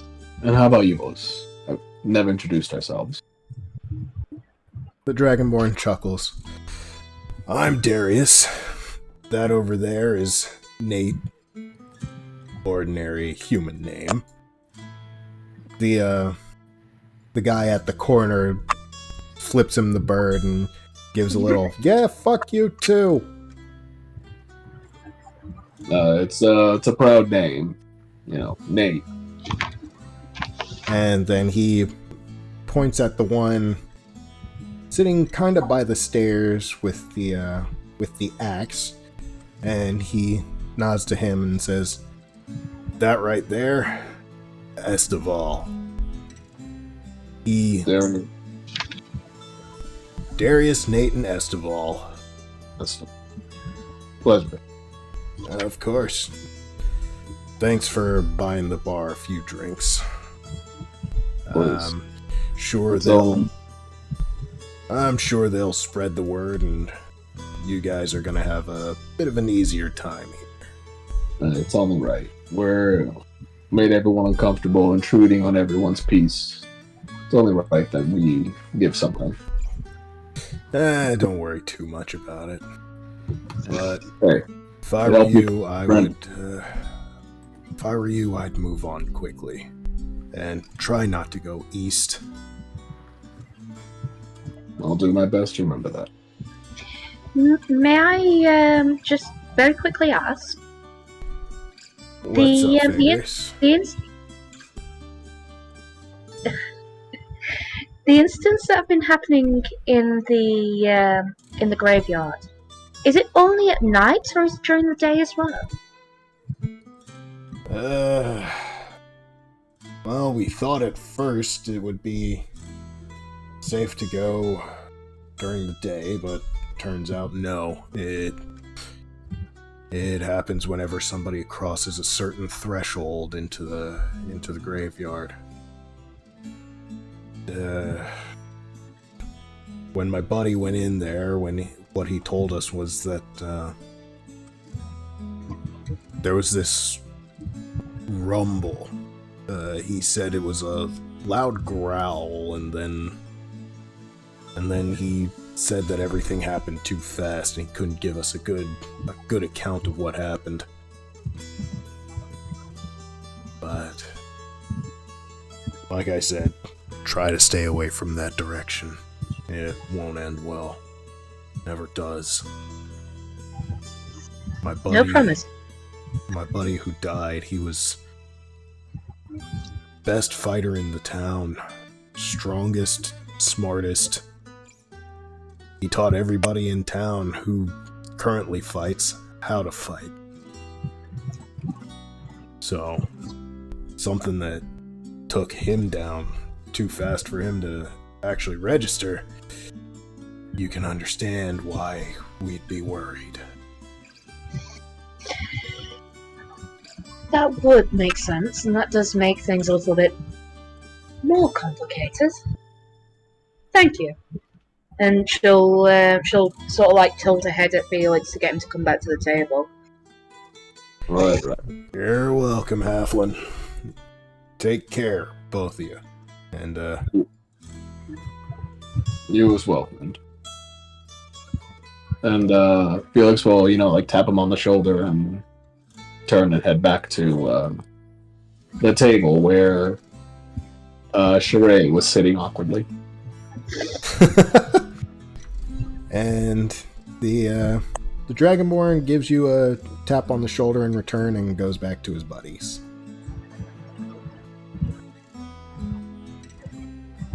Making friends everywhere we go. Already making allies. Wouldn't you know it? Hey. Sir Felix, you're going to be going to the graveyard, aren't you? Yes, ma'am. Smart. I suppose there's going to be no amount of pleading with you not to. How about this? I don't want to get into a fight. I know you don't want to get into a fight. So let's find a middle ground. Well, you know I'm not going to let you go alone. I know you're not. And I know that Sheree's gonna follow because she doesn't know anybody else in town. And I am a priestess. I might be able to talk with the spirits. Well, but Tiamat's teeth. That could be useful. Oh my god, Very I can't true. believe you actually used it. I told you I was gonna use it. Bonus point. They did make a lot of emphasis on needing a priest. Maybe Sheree will be exactly what we need in this group. Something tells me that the priest of death isn't quite dead yet. Well, the only way we will know for sure is if we go explore the graveyard, right? Very true. And we have people disappearing in two different directions. In the east, where the forest gets thicker, and in the south, where the graveyard is. I say, let's stay for the night, explore the graveyard during the day where we're more likely to see things coming. And then, if we don't find anything of interest, now that we've got our bearings, we try again tomorrow evening. Oh, you two can't see very well in the dark, can you? No, but that's why we have torches. Fucking Dragonborn privilege. No, tiefling privilege, actually. Oh, Tiefling privilege. right, Tiefling right. privilege. Tiefling privilege. So many tieflings hate being what they are, but they don't realize that they can see in the What they are fucking is dark. different. Yeah, I can see in the dark. you can see in the dark. Bear back. Take your time.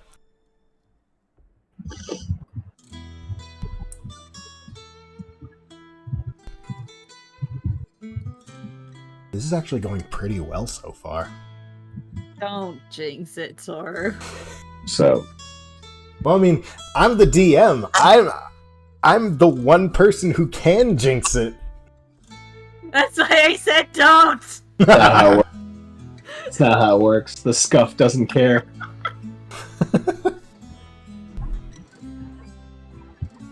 But No. Have you? I'm happy with going in the morning. I think that's a good idea. I think it's a wonderful idea. And it'll give me time to get to know the bartender. That brings my other suggestion. Listen, bartenders know everything about everything in a town. They do. I was going to suggest maybe we all share a room. Safety in numbers, considering that this town is giving me some quite bad vibes. But Y'all know I that know ain't what you're- gonna stop Felix. Felix, at the suggestion, Felix is actually going to look at Sheree and say, I think it would be better if you and Sheree had a room to yourselves and I had one. It'd be improper if a man shared a room with two women. Especially one they didn't know. And he'll motion to Sheree when he says they.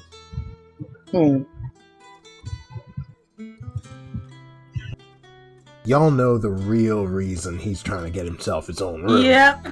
Oh yeah, we know. Grace is just gonna raise an eyebrow at him. Hilariously, Felix isn't trying to get laid. Maybe Yet. maybe I should get my own room. I'm not comfortable taking off my scarf and cloak around people yet. I did pay for 3. I'm just suggesting out of safety. Question, have any of you used a wish spell to summon a god to pour you beer? I mean, I can, but We've never gotten far enough in a campaign to actually have use of a wish spell before, so... now I have to do that. That I is know, the right? frivolous use for a wish God spell. damn it, I've been taking sips this entire time. Be right back. Somebody write that down, please. Fucking damn it. So, should we retire for the night then, in separate rooms? If you two are sure, and Felix, if you get your dick bitten off tonight, I am not saving you. Oof. Wait, didn't Felix go AFK for a minute? Oh yeah, he did.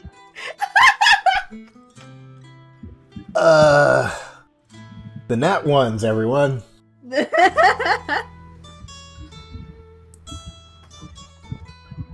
Oh, my cats are going crazy, help. Geese. I'm back. Welcome back. Repeat what you said, Briar.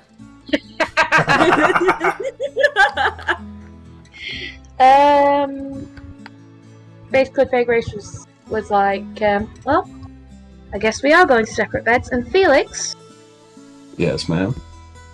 if you get your dick bitten off during the night from your antics, I'm not saving you. You know, you got me there. If I get my dick taken off, you'll be the first to know. I promise.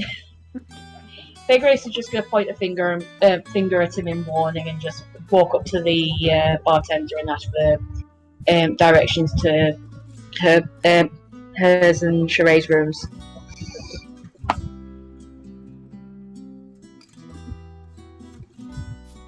Hang on, let me.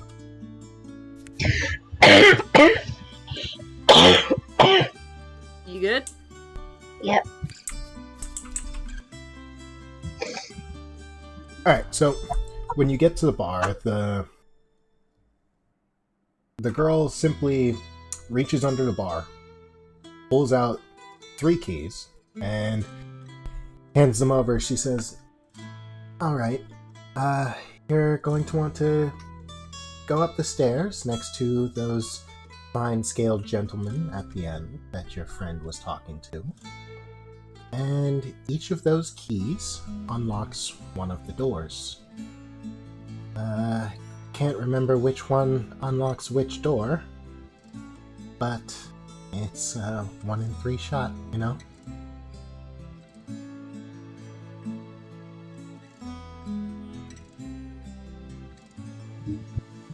YOLO. Faye Grace will take a key and just pick the first door in front of her. So that means that you are going upstairs. Mm-hmm. Let me stick you on the stairs there, then. Sherry's gonna go upstairs as well, but as she passes the 3 dragon warriors, she's just going to call over to them, "Your scales are really pretty!" And all 3 of them are going to raise their flagons, and Darius is going to respond, "Hey, come talk to us later. We can show you more." No! That's not what he meant, and you know it! Felix just starts laughing, like boisterously laughing. Sherry's just confused as to why Felix is laughing. And of course, Nate just whips a backhand across Darius's face and gives him a dirty look before turning to Sheree. He didn't mean it like that, I promise. Sherry just looks very confused and just gives them a wave and continues upstairs. Go to bed. And Felix, since you're still down here, you overhear Darius going, "Nate, what the hell?" And then, fuck, I forgot the last guy's name. Hang on. Duval. Estival. Estival. Let me just...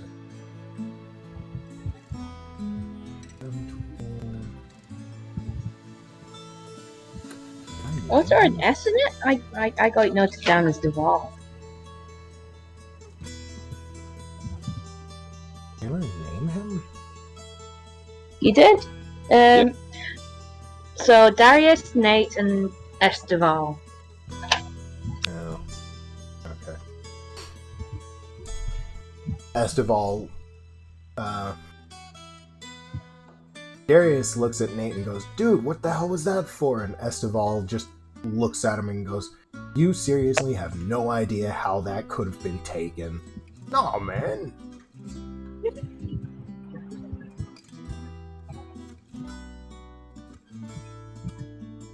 And then he stops to think about it for a moment, and then he goes, "Oh." It clicked. There you go. It clicks.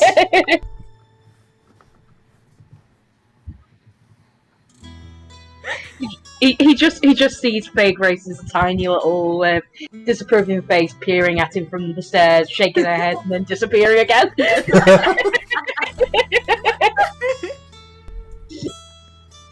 You know, that's the first time I've ever seen a halfling look down on someone.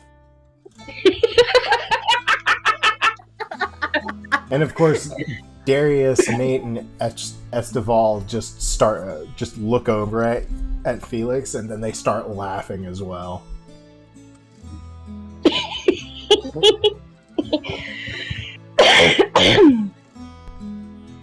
And of course, Darius comes back with, "That's the first time I've ever heard of a halfling looking down on someone."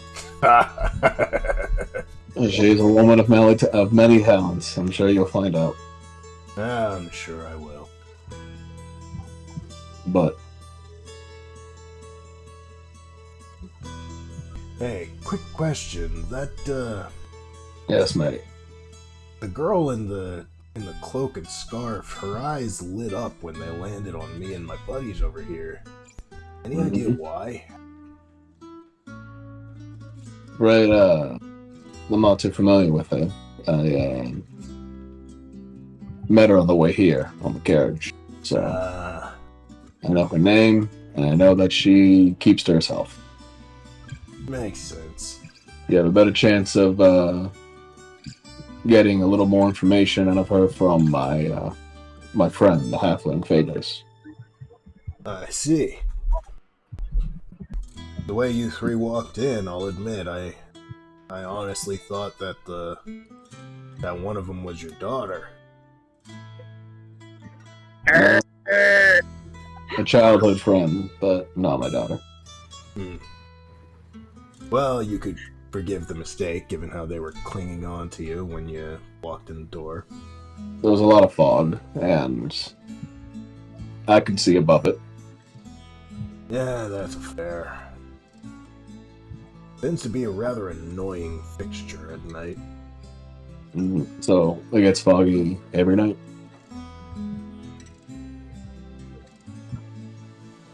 Wait, so you saying a fog rolls in every night? Every night. What about during the day? Well, the sun seems to burn it out. Hmm. Doesn't seem to be much of an issue for most of the day. I see. Tends to roll back in about an hour or so before dusk, so Good to know. yeah. Most people tend to... Most people get it then, I assume. Say again? Most people get indoors by then, I assume. Yeah, it's something of a superstition. If you're outside for too long during the night, something's gonna swoop out and vanish you into the fog. Well, that's why everyone looked at us weird when we walked in. Oh no! New faces in this town are always looked at that way. I see. Because, only people who are outside during the night tend to be the guards and the night patrols. Even then, they don't like it. I see. So if it's anybody but them, it's someone up to no good. Or somebody who just doesn't know what they're doing. Well, you got me there. I'll admit. I don't know what I'm doing. But I'm learning from you. Mother of 4 with 4 wives, of course you know what you're doing. With kids. I'm good with kids. But Fair enough. spirits and graveyards. Not so much, right? Well, I'm no priest. Yeah, fair enough. The only spirits I know how to take care of are in the tavern. You and us both. But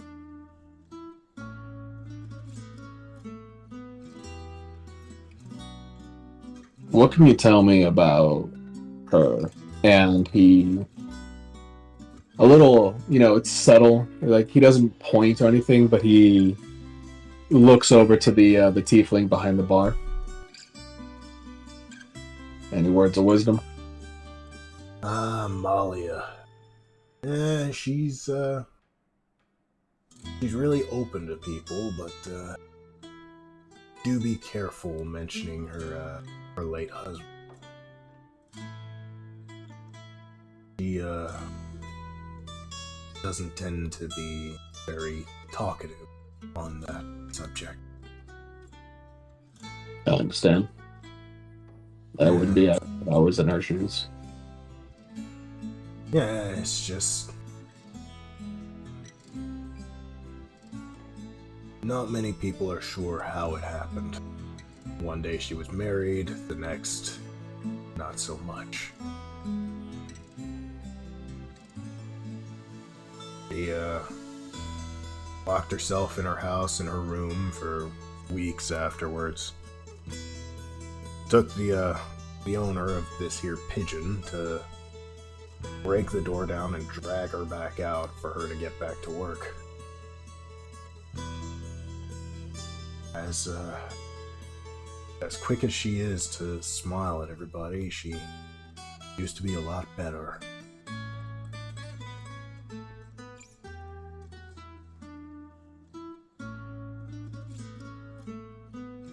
Felix takes a deep breath, just kind of sighs in contemplation. That being said, if you ask her about the drinks, she'll be happy to talk to you. It's her one true passion, even before the incident. That's good to know. We share a similar passion. I tend to... I work for a merchant that dabbles in drinks.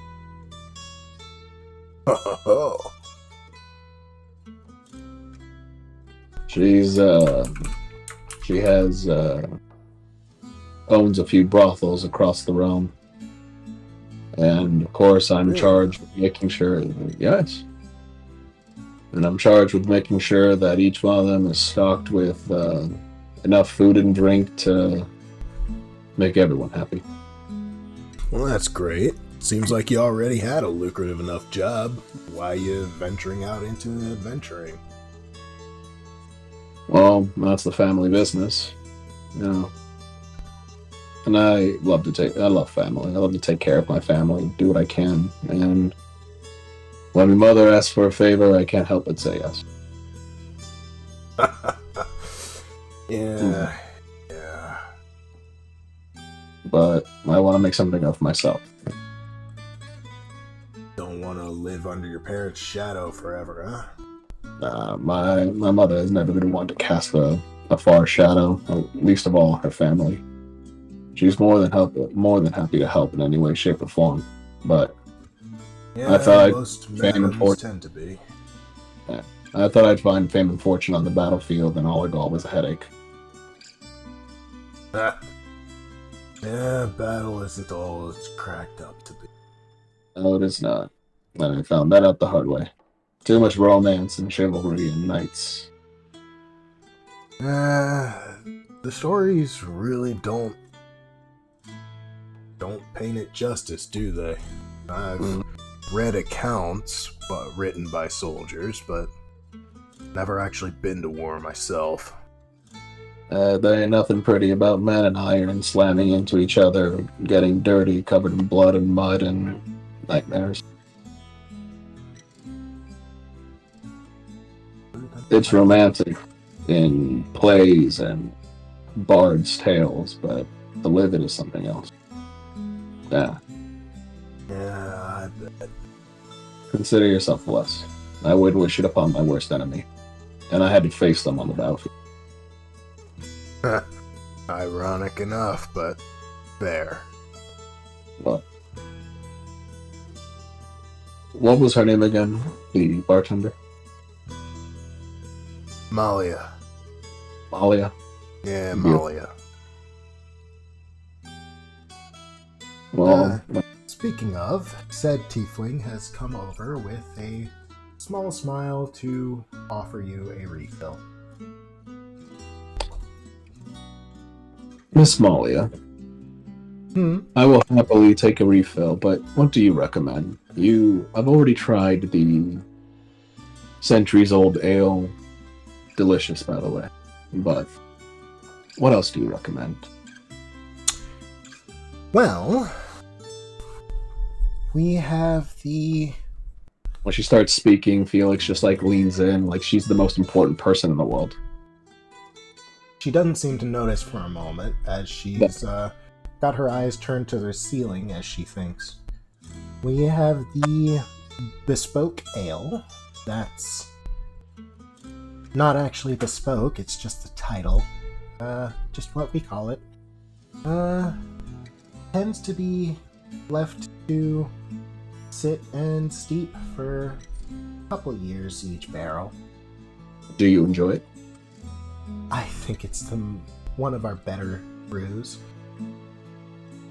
The ingredients are everything, and we tend to use some of the best of what we've got. We add in some of the grapes off the vines before it starts to steep, and then we, ferment it for a while. It's got that nice fruity taste. A lot of the menfolk don't like it, but the kids tend to steal sips of it when we're not looking. May I please have a flagon of the bespoke ale? Of course. Just a moment. Take all the time you need. She gives you a little smile and a wink before she heads down to grab you a mug. And he just says, "Ma'am, if you look at me like that again, you're gonna steal my heart." And this time she actually laughs. Oh dear God. He's the cheesiest man I know. This man's married 4 times. Yeah, I'm about to make it 5. apparently. And of course, Darius is giving him an amused look. See, this is why Felix drinks slow. What, so he can talk to the bartender more? I mean, yeah, but he doesn't want to get drunk. He doesn't want to get sloppy. Like, he gave his first drink to the Dragonborn so he didn't have to drink anything. So he's only drunk one thing while everybody else is already like 3 flagons deep. Fake Grace only had 1. Yeah. And of Just course, had Sheree water. only had a glass of water. That's all she had. Well, Sheree's a monster. Sheree's never had alcohol before. An absolute Sheree's monster. the designated cart driver. Sheree's the I mean, desert. she can talk to animals, so you know, it works. Oh, yeah. Just talk to a rabbit. We're gonna get sloppy tonight, boys. Just walking in with a bottle of carrot juice into the middle of just a field of rabbits. We're getting fucked up tonight, boys. Getting lit tonight. As she comes back, she slides it across the counter and then leans on it, giving you an amused little grin. So, Mr. Smooth, huh? No, I'm rougher around the edges. Hmm. And he'll take a sip of the bespoke ale. So, what you think? I think you're lovely. And the drink is pretty good too. And you say you're not smooth. If I didn't know any better, I'd probably be head over heels already.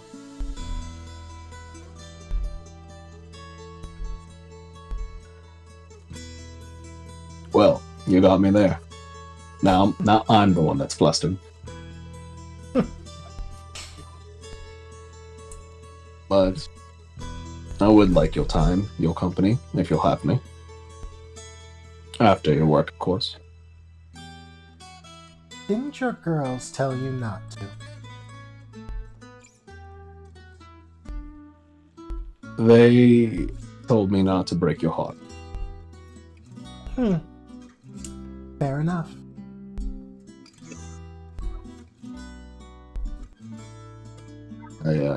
I will admit that one of them, me growing up, and I wasn't the kindest man, but I was younger. And yet, she stuck around. Well, she's a kind woman, more than I deserve. You say one friend is more than you deserve. But I overheard you talking with Darius. Yes, You have 4 wives and as many children? that is correct. And he'll lift up his hands, and he has 4 separate wedding bands, 2 on each hand, each made of a different material. That is correct. You know what I think? What do you think? I think a man who says he's rough around the edges, but is married 4 times, and each has lasted long enough to give him a child, and I'm assuming they all know about each other? I do. They're well acquainted, and some are good friends, to be honest. Then I'm thinking you're a better man than you give yourself credit for. Well, I'm flattered to hear that. You should be. It was a compliment. Oh, now who's Miss Smooth? I'm a bartender. It's my job. I wanted to be a bartender once upon a time, but closest I could get was being a traveling merchant of sorts, taking drink to and from. Part of the reason I came here is I wanted to actually inquire about some of the local ingredients, the grapes specifically. The grapes. That- It's a specific breed. Don't know that it grows anywhere else. So I've heard, but that's business talk. Right now, the only thing I care about in this world is you. I wonder how your wives would think to hear about that. Knowing a few of She them, they gives him probably a cheeky grin. knowing two of them, they would be cheering me on. One would be very upset to hear me say that, and the other would wonder what's the heaviest thing in this room that she can lift. To throw at you, I assume. To heaviest throw at thing? me? Yes. To throw at me? No. She simply likes to lift things. In fact, it's how we met. Seems like an interesting group. Each one is more... They're unique. And loving in their own way. Passionate about what they do love. I can tell. And You married them.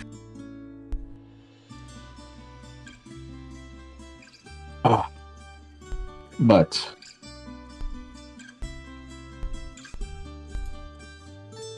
when is your time here at the bar over? Technically, it could be over now. I've been working for quite a while, and I'm overdue for a break. Well, ma'am, if you want to come and relax, then by all means, bring your favorite and meet me in my room. I'll do my best to help you relax. Oh boy. Oh my god. May I roll persuasion with bardic inspiration? Fucking damn it! Ah, Of course, this is what you use it for. Alright, go the ahead. Lord, this is what happened. So it's persuasion with a bonus of 2 plus 1d6. Oh, of course, this is what you would use it for. Of course it is. Why would it be anything else? Of fucking course! That's a 22 total.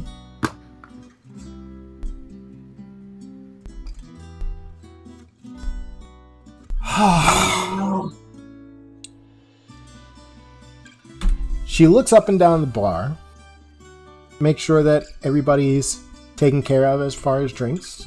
Looks across the tavern.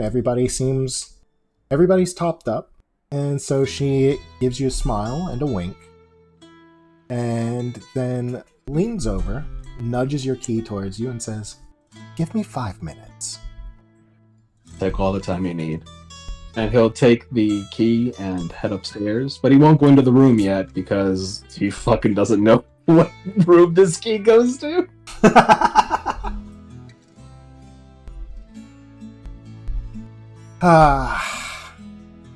Of course, this is what you use it for. Of course he uses it to replace the horny bard stereotype. I said I was gonna use it to woo the bartender. Y'all didn't believe me. I was hoping you were joking! I was hoping that he'd need to use it at some point during, trying to encourage the Dragonborn to talk to him a bit more or something. Yeah. But no, he uses it to get his rocks off. God damn it. A missed He's a opportunity. Only thing he needs to tell me the truth is drink. Okay, well, as Yeah, that's he- happening downstairs, let's just pretend that didn't happen for a moment. Sheree's just at the top of the stairs. Sheree's just gonna kind of look to Faye Grace and just ask, "What did that Dragonborn mean by showing me more of his scales layer?" He's talking about his dick. Boy, I will shame cube you. You might need it. Honestly, I probably doesn't Faye matter. Grace just kind of inhales, just puts her face in her hands for a moment, just like, God give me strength. What? Oh How no, in the there's only morning? 2 rooms in this building.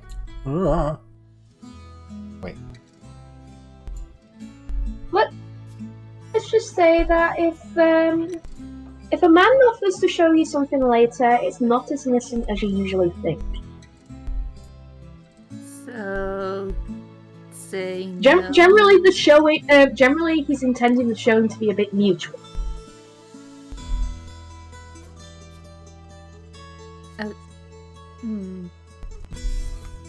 So, but what you're saying is that if someone says that again to me, I should say no. Exactly. Okay. There may be a chance that he was just being an idiot. I don't know. He has been imbibing a lot.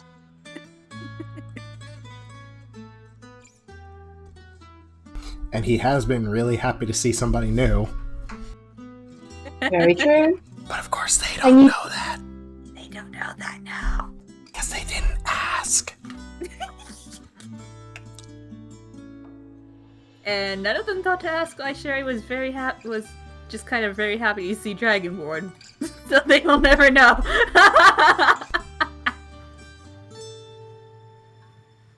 Faye Grace has pretty much just assumed that it's because she's never really met them before. So she's like, oh, something new! I assumed it was because you thought their scales were pretty. She did think their scales were pretty, yes. She just belted it out of the butt, like, your scales are pretty!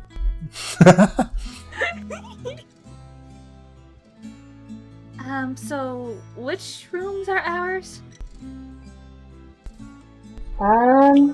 Faye Grace will just look at the doors that the barmaid pointed to and just go, well, I'm taking this one! And just go for the... Will she use the right key? Oh man. Question. That'd be So, hilarious if we had to roll for it.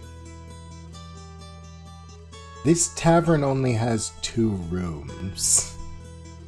On the board. Shit. The awkwardness. Oh dear. So, 2 rooms, 3 keys, what the shit? for the purpose of roleplay, we'll say that the room with 2 beds is 2 separate rooms. Okay. So it's going to be the one on the far end of the hall from you 2. Okay. I should have double checked this map, You should have. and I should have familiarized myself with it before I... But you didn't. I don't know, I think it's great. Mistakes have been made, they will be learned from. Okay, You've still got a lot of kinks to sort out. It's fine. Yeah. Sherry's just gonna go to bed.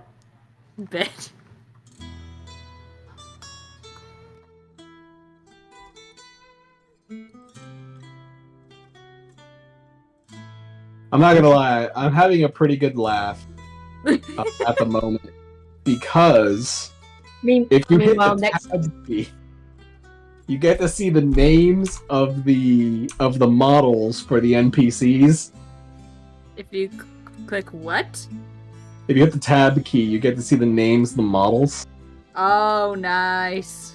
For a hot second, I thought half demon commoner was half demon commander, and I was like, I'm dead. I am You're like, absolutely no! dead. We just started the campaign! You think I haven't permed a character in the first 10 minutes of a game?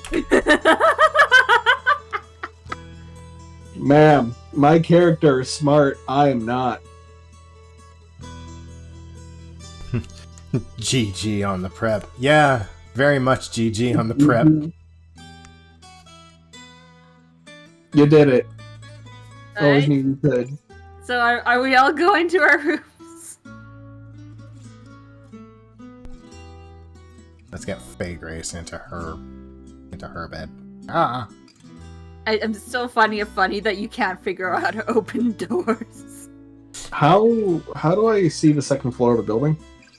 There should be a little green diamond on the far right side of your screen. There's going to be a regular grayish, whitish line with multiple diamonds. So Yeah. See. And then it's just a matter of adjusting the camera. yeah. And let's lay you down. So you two are That's so cute. what? Just Faye Grace laying down the bed. Yeah. Oh, that's precious. I love that. I imagine Faye Grace is just sprawled out, taking up like half the fucking bed. Yeah. Just the pillow. Alright, and to get your character to the second level, you're gonna have to, like, plop him near the top of the stairs and then adjust your camera to adjust your little diamond thing to... It's very sensitive. Yeah, it is. Like I moved it half a centimeter and and all of the cups just disappeared. I was like, well, all right. I did say that I was going upstairs, so Felix is gonna make his way up. Jesus Christ, man, it just went flying. There you go. Wild magic. Bad stuff. Yeah, wild magic is very much bad. Wild magic is lit. It's so much fun. One of my favorites, to be honest. There we go. Alright. I like how every once in a while I'll walk and the roof will just fall on my head like, oh, did I die? Yep. Alright. I assume that there's a door here, and it's not just an open room. No, there's a door there. I just removed them so that we'd actually be able to access them. No problem. I can I'm gonna... I can actually put them back when everybody's in their rooms. No problem. I'll use the key and open the door, obviously, hoping that it's the right one. And it just so happens that it is. Yes! So if Malthy is behind me, Felix will open the door and he'll step to the side and say, ladies first. She'll give you a little smile and a wink. What a gentleman. And of course the roof fucking falls on. God damn it. Fuck yeah! The room fucking collapses. Everyone dies. The end. No That's snooze where we end for the you campaign, today. everybody. GG, good game, everyone. Alright. And of course, once she's inside, he'll enter and close the door. I'm chill with fading to black there. Okay. We can talk about whatever whatever it is they talk about, like after the session, because everyone has to be tired of my voice. I can't believe this is what you use the bardic inspiration for. I have I used can. it for worse. I should have made you roll for other things. Oh? Yes. Yeah. I should have made him roll, like, more persuasion. This one was really light on rolling. You can make me roll for anything at any time, including constipation. I'm down. I'm down for laughs. So you have fun with it. I'm just Leave flying. the session What? at this day, or a little bit of a practice as well, and pick it up next week, if that's Yeah. alright. Say what? Is it alright with you guys if we leave this session at this today? Call it here. Are you getting sleepy? A little bit, yeah. No. Alrighty, Yeah. we can do that. I am a British being. It is 1 a.m. for me. Oh! I think that's fair. Oh shit. Okay, thank you, LOL gamers. What did my boy say? He said to open doors, exit out of build mode, and right-click the door. Ooh. Okay, yeah. that makes sense. My Okay. boy. Of course. It's the solution is so fucking simple, and yet I didn't think of it. Thank you, LOL gamers. But you know it now. Yeah. You just leveled up as a DM. Yes. Oh my god, we can do it too. Sheree would like to open a thing. Sure, I would like to Actually, open doors. How do you open doors? You gotta right click on it. And then I think the DM has to approve it. the little plus sign. A commoner would like to open a thing. Oh my god. And I can rename your character, can't I? Yes. Felix. Was I commoner this entire time? You were, Yeah. because I forgot how to rename your character. I also Okay, forget. so Read some words. as clumsy as this was, I I think- hope everybody enjoyed our first session of D&D, our first session in Revarius. Same for chests, That's trapdoors, not- and Let's Wait, hold on. not give Felix any more bardic inspiration. Wait, before we all call it a night. Me and another gaming group that I am, we do something in our post game. It's very small, it's very quick, and it is we go around in a circle and we all say what cool things someone did. So, like, for example, we would say, "What did Briar do?" And everyone just pelts Briar with all the cool shit Briar did. okay. Would you Okay. like to take up that tradition as well? Yeah, absolutely. It'll help everybody. Well, as DM, you get to pick who goes first. Since you suggested it, you go first. All right. So, what cool thing did I do this game? Use bardic inspiration. You're cutting in and out, Briar. Yeah, Yeah, you're gonna have to say that one more time.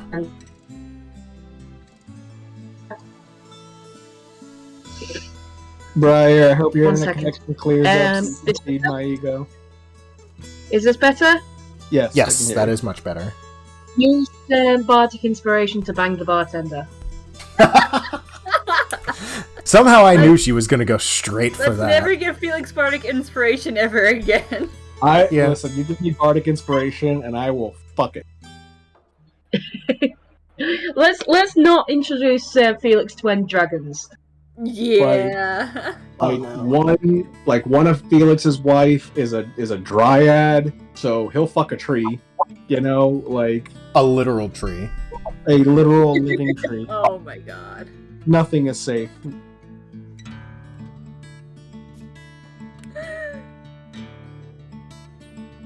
So, what did Shay do? That was cool.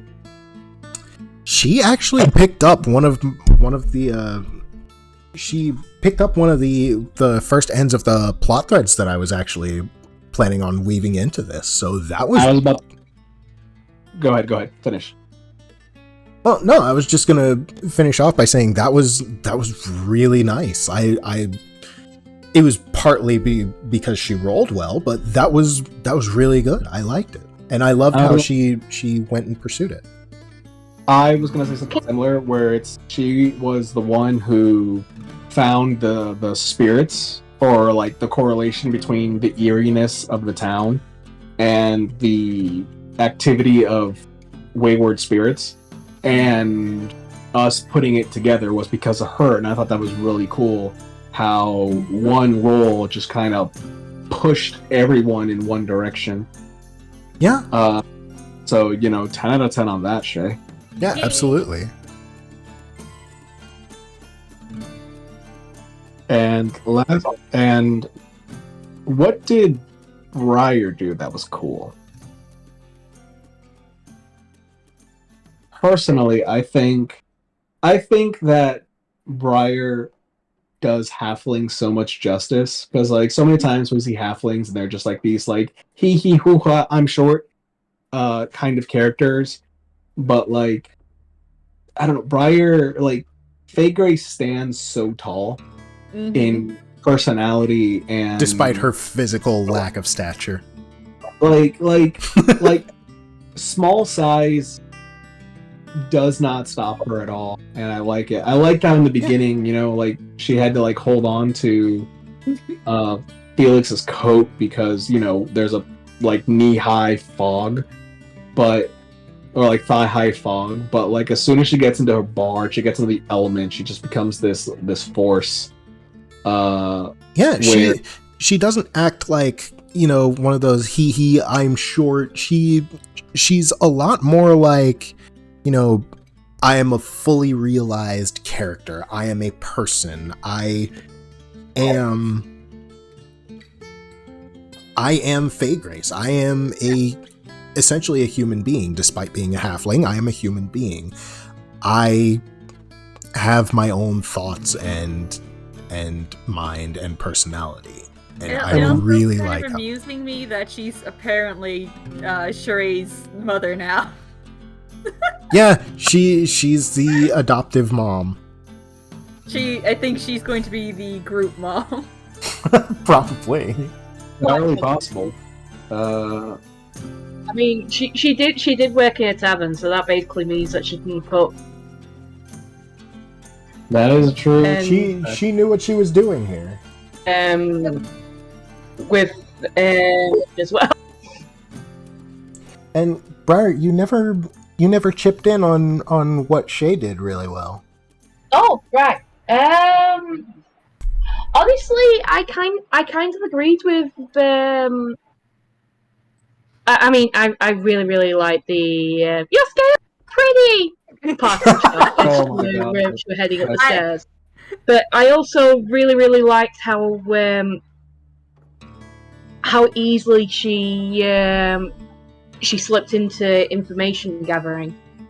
Yeah. Facts. Like he's like, I'm not about the world, but like, let me fucking dig for some information.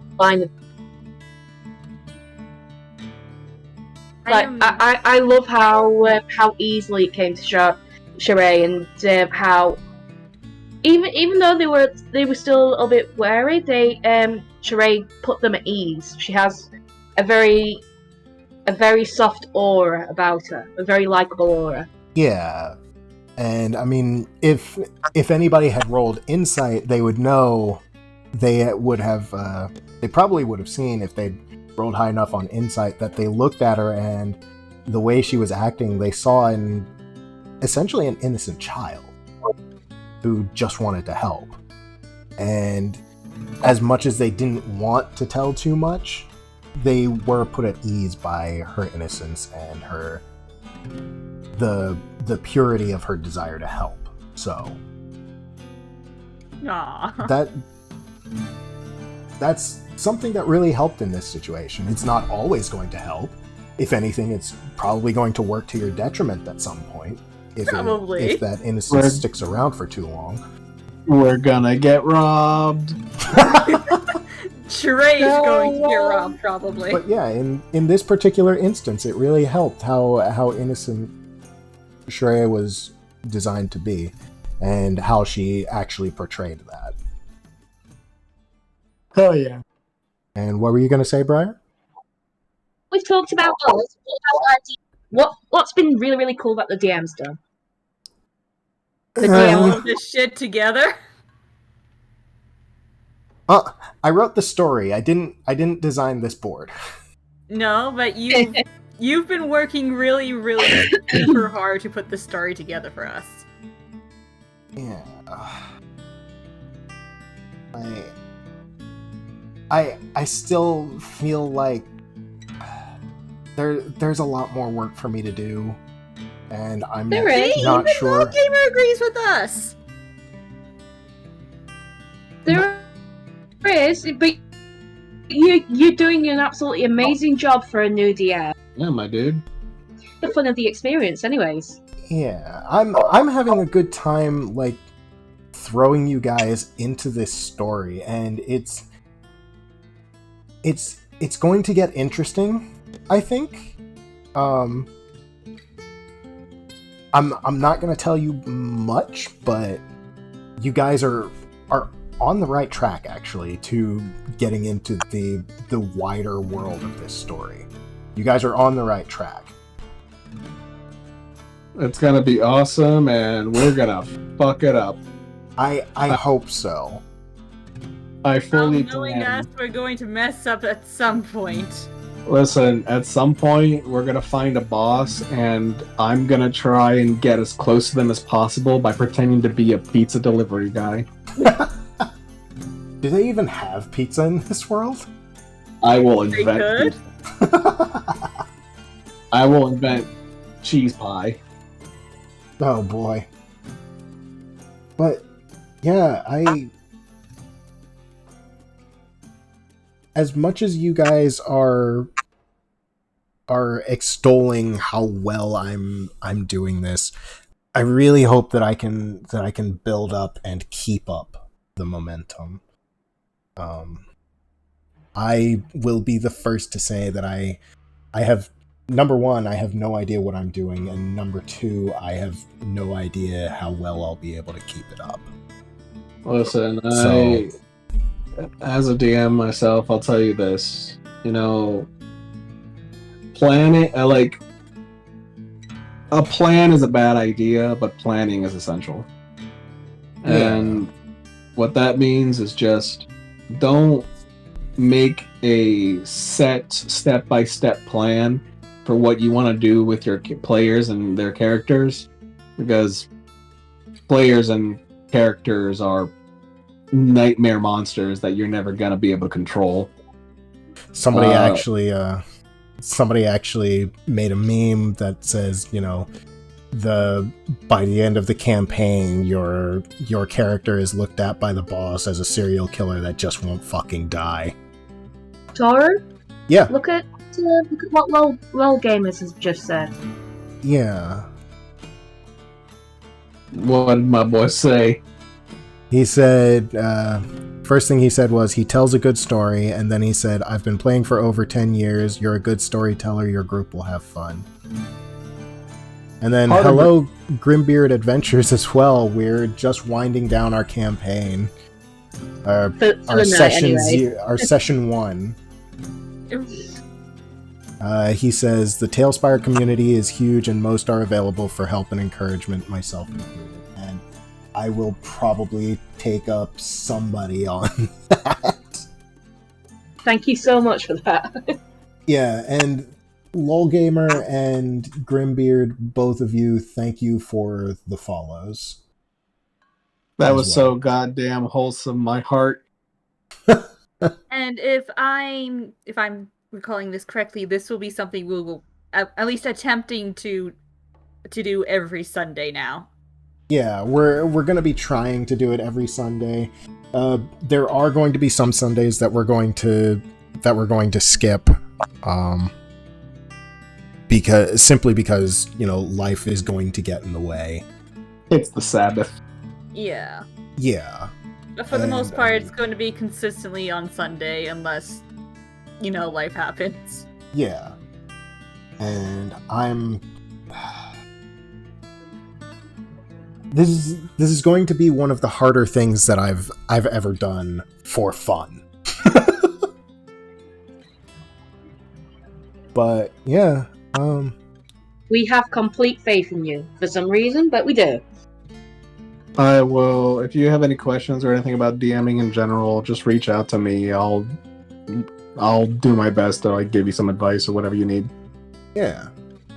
All right, And- I'm gonna hop off now, guys. Alright. I love you all very, very much, and yeah, take care. Bye. Love You too. Brian. See you later, Bri. I'm also gonna head off. Love you all. Yeah. Good night. Thanks a lot for coming around. Thank you for having me. Of course. And thank you to everybody who swung by. Grimbeard, I'm sorry you came in at the very end. I'm sorry y'all had to listen to me flirt with. You are not sorry. You're not sorry at all. This is for not a that. single player game. I feel like I took up too much. I try to make it entertaining at least. You did, We're and not believe using it or you not, for you inspiration anymore. I'm gonna hit on so many things. No. Oh my god, I Felix! wish I'd been streaming Koimi because like Ishtod hit on everything that moved. Yeah, you did. Like he even made plans to seduce one of the big officials. Yeah, he did. Listen, one of my flaws is I act charming. So like I gotta act it up. Yeah, All you right. do. Alright. Gotta go. Love you all. Have a good one, Felix. Have a good one. And you've been lurking for a bit. Yeah, that's fair. But doing your first online D&D game soon in Tailspire, that's actually kind of why we chose Tailspire LOL Gamers, is because, you know, I live in the US. Felix lives like on the East Coast, which is at the very least like a 3-hour drive. No, a 6-hour drive or something like that. And then Sheree lives in like Canada, and Yep. and Faye Grace lives in the fucking UK, and we've been We're everywhere when it comes to time zone. Yeah, I actually one of the friends that I asked to join lives in Australia. And they Wow. couldn't join because, you know, they have other things that they are of course going to be, you know, Yeah. busy with. But like Tailspire is a very useful tool, and it's kind of why we decided to use it. It's very easy on the DM. Like, I actually threw together... Hang on, let me switch to the board in question.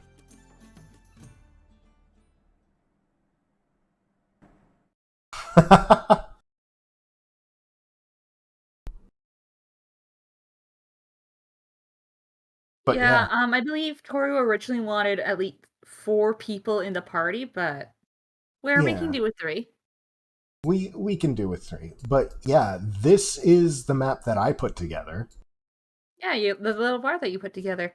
And... You might want to make it bigger, Toru. Oh, right. It's just in the tiny screen. Yeah. So many Australian Tailspire people. Yeah, but the problem with this friend of mine is that they tend to be around when everybody else that I know is asleep, so... But yeah, this is the Flappy Bridge Tavern. It's kind of simple. It was honestly more of an experiment. It was originally going to be what I used for session 1, but you know, we decided on something else, and look at this. I put all this together in what, an hour? And that was mostly because I wanted to be really precise with everything I put down. If I wanted to just slap something together, I could probably do it in like 20 minutes. But oh, lol gamer, you're an Aussie too. Yeah, I think I know like 3 Aussies.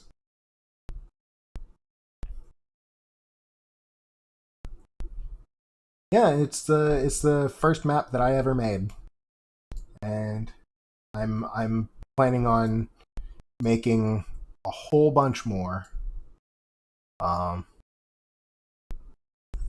Most of the ones on the side here are boards that I've downloaded, like Millstone, Forest Village, Graveyard, Leland, Outer Ring, which is where Session 1 took place.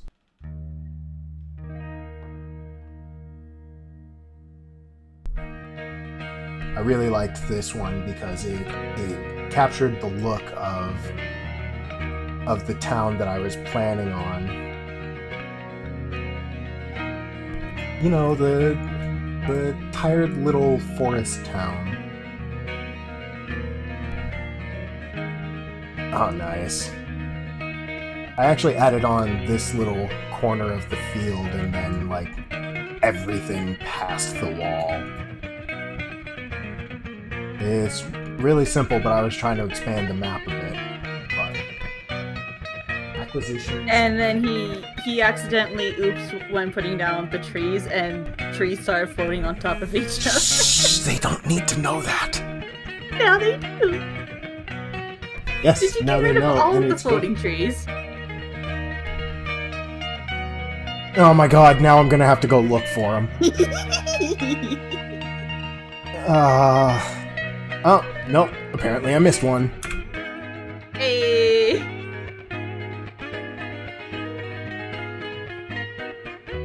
Ah.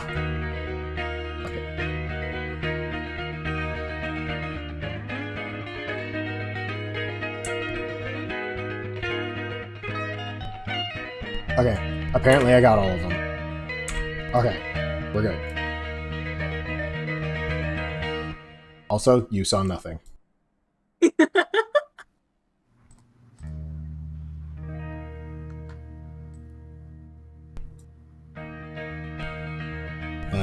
Yeah, we've got some little proto boards in the works that are going to be seen later on in the campaign. We've got very first live session in Tailspire. I found a bunch of holes and tried patching them in real time without telling my players, but they ended up role-playing about rocks falling from the sky. That's awesome. That's clever. But yeah, I'm honestly looking forward to next session. You guys have been really great. You've been really encouraging, and I'm hoping that I'll live up to your encouragement in terms of this campaign. You guys are great players, and I'm going to have a lot to learn. I'm going to learn a lot over the course of this, but... And this is something that Toru's been really, really planning for like the past few months, since last year even. Yeah, I've got all the bullet points and all of the major story beats planned out. The minute to minute stuff, I wanted to pick. I wanted to use. I originally wanted to use Foundry Tabletop, but I couldn't figure out how to get the map maker to work. Oh no. And that was like the first couple of months that we were trying to get this in line. Afterwards, there was one other thing that we went to try that didn't work. And then after that, we I don't remember what the other one was. I don't remember either. I know we didn't want to do like Roll20 or D&D Beyond because we wanted that visual. Well, we did want to do D&D Beyond. I suggested D&D Beyond because I noticed that they had dice skins on there, but I couldn't figure out how to get the map editor to work again. But we are using D&D Beyond for our characters' sheets. Yeah, So we have we're our still technically using it. Yeah, we're using D&D Beyond to hold on to our character sheets, but we're actually using this for the actual representation of everything. We're using this to, you know, to actually play out the game. Oh shit, LOL Gamer.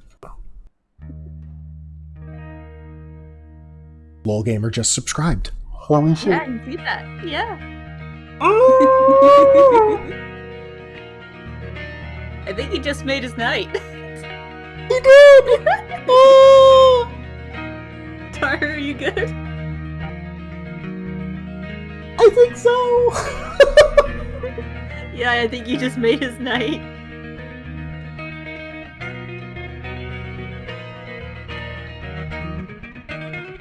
Good night, Grimbeard. We'll try to be back on Sunday night.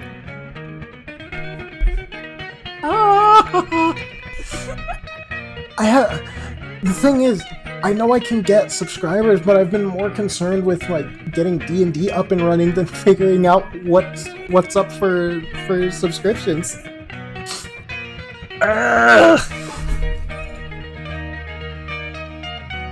But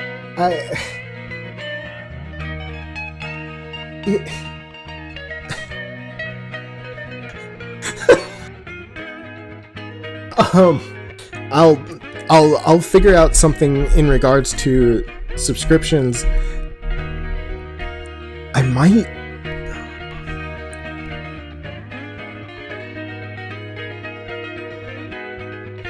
What?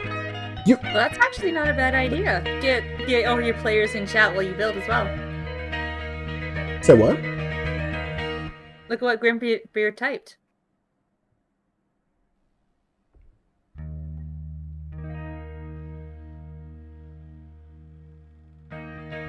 That's actually a good idea. Yeah. I think I'll do that. Yeah. We'll put Briar and I into chat while you do it, so we can judge your building skills. Well, the thing is, if I have you and Briar in the chat, it might spoil some stuff. Oh, that's fair. That's fair. Yeah, so like, I'll have like little keywords in the front, so that you guys know not to swing by. Okay, that's fair. Yeah, you know what? I'm gonna pop by your channel and drop you a follow.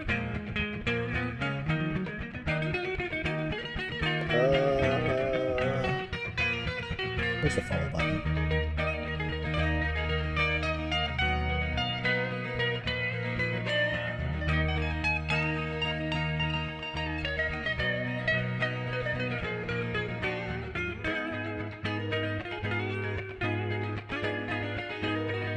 Ooh, that's fun.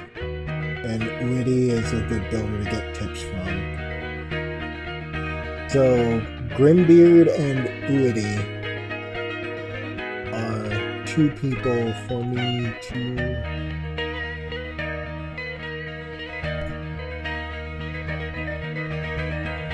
let's hop over to your channel.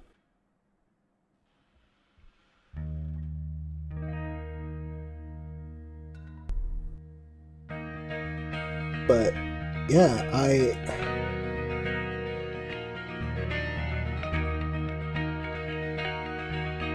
I'm gonna have to go to your channel. Drop a follow.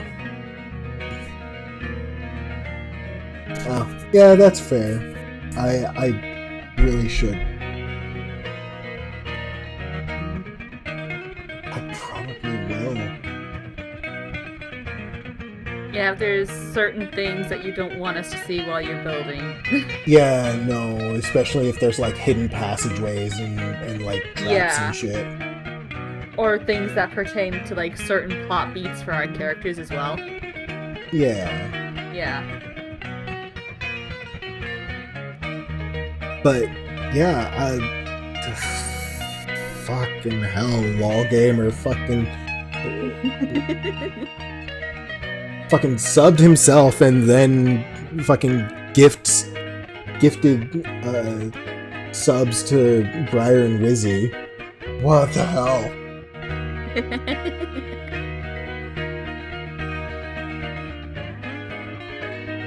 Ah! Thank you. I appreciate it so much. God, that's something else I'm gonna have to start working on, is figuring out benefits for subscribers. Like, I've been meaning to work on that for a while, but I've also been like planning out like the story stuff. Ah!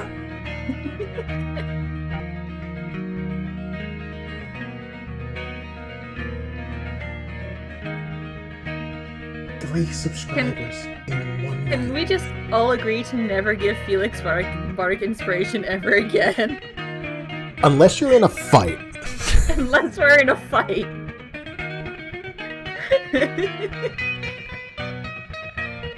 But yeah, if you guys don't want to give Felix Bardic Inspiration, that's kind of on you guys, but you know.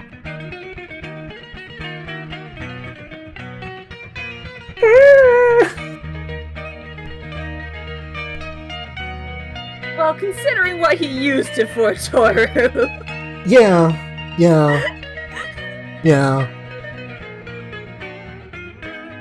But Consider what he used it for.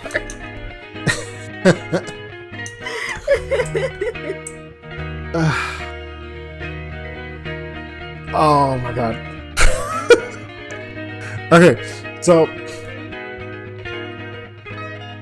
I'm probably gonna I feel bad cutting the stream now because like LOL Gamers just threw 3 subs at me.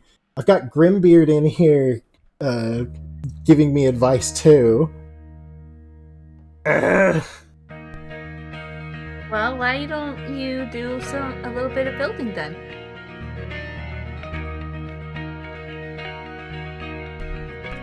You know what?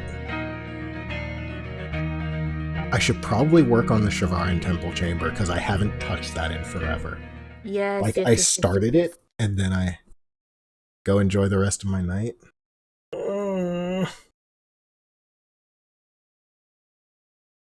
Like, look at that. Look how tiny that is. Look at my temple! It's a temple chamber. Yeah. Actually, let's move this real quick. Why can't I? Have you figured out how to put water in the thing yet? No, not yet. No.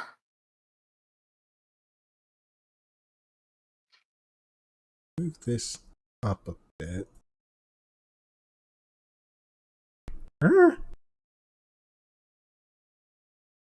Okay, good. Okay. And then let's hang on. Marble Palace. There's that is going to go here. There. So that way you can get in there. Ah, I see. Actually,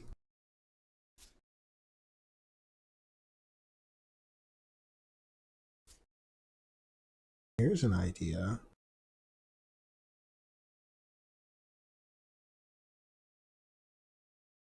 See, what I can do is I can elevate everything except for the little pool. And that way I can just have the pool in a little divot so that the water falls into that. Would that work? I have no idea. I think so. You want to try it?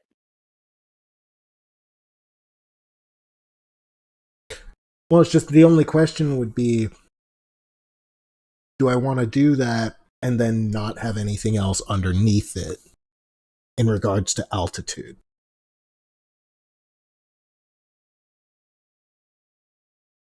Also, Shay, this is your home temple, so I'm gonna need to get some feedback on the layout from you. Yeah.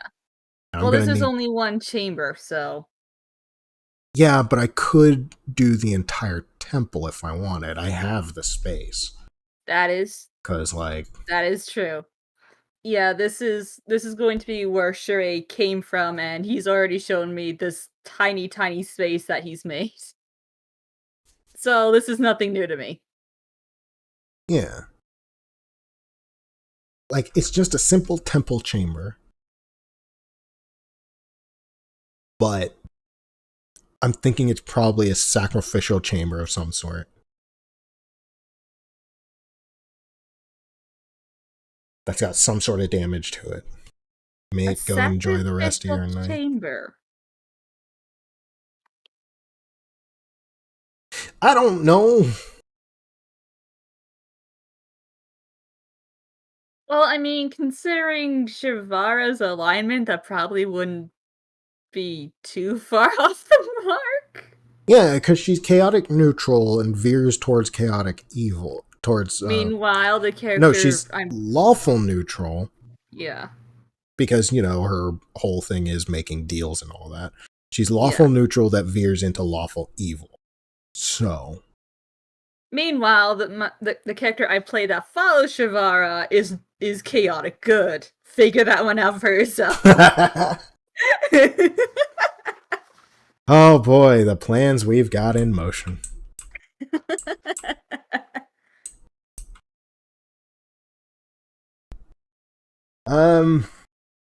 Grimbeard, you have missed me freaking out over LOL gamers being exceptionally generous. And yes, I made this chamber. I put these people in there. It was the first thing I did after the Flappy Bridge, just to show off to a couple of friends how quickly and easily I can make a room. And now I'm sitting here wanting to expand on it, but not completely sure how.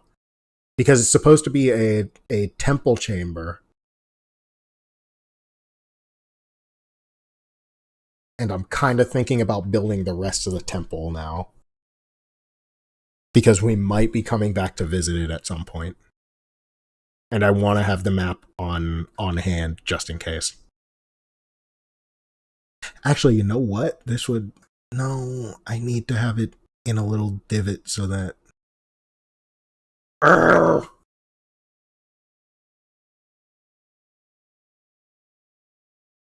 You know what? I actually can.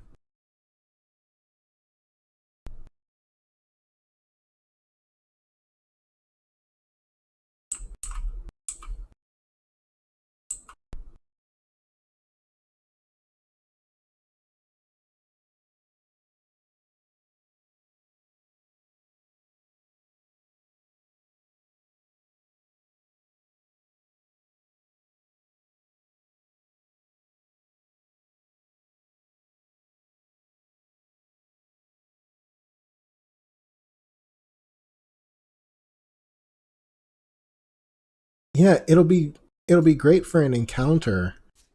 It's just I need to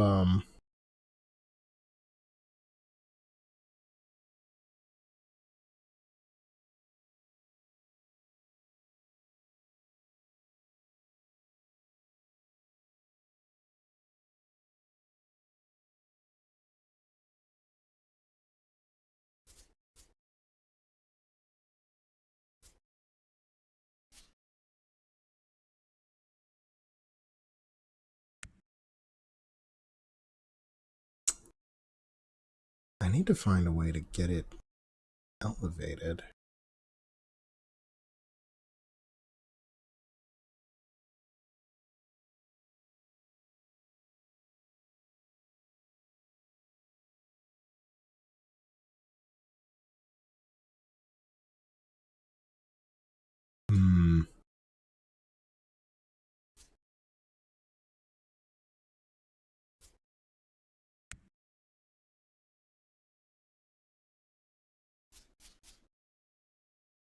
Yeah, I'm trying to figure out how to elevate this whole bit. Because the only thing that I'm trying to leave in place is this little bit. It's supposed to be a pool. Oh, hold control. Okay, hang on. Gotta pull this whole thing.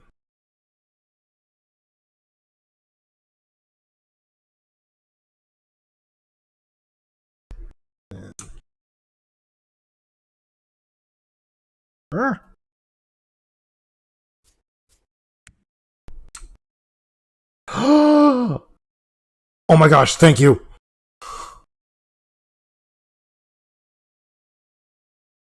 Okay. Okay.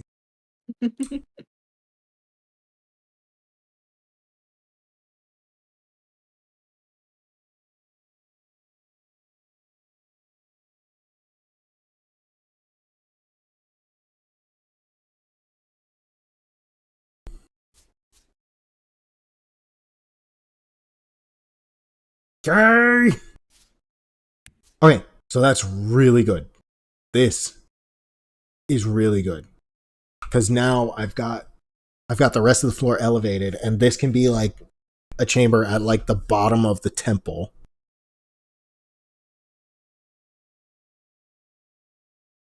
So like when you need to do a ceremony involving this chamber, can just, you know,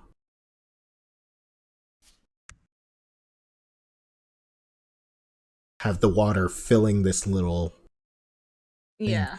Actually, we don't need to elevate the rest of the room.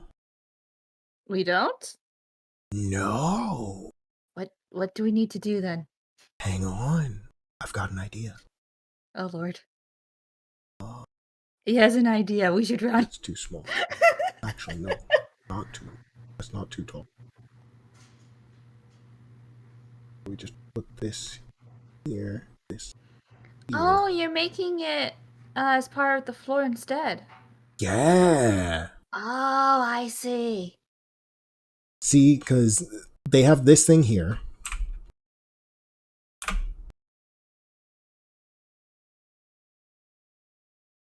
Use shift to lock it at that height. To lock the water or the floor?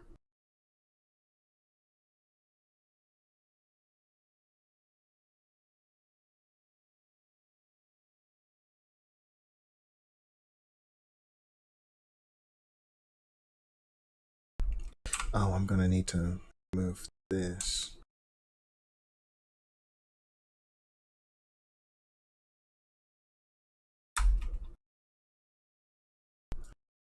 Oh, that's so good. Thank you.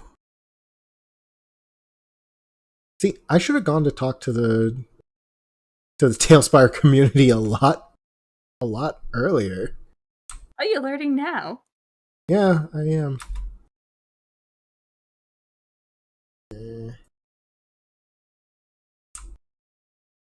Uh,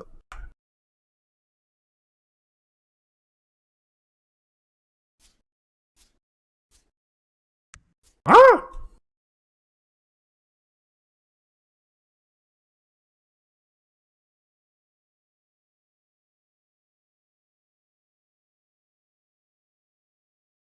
Yes.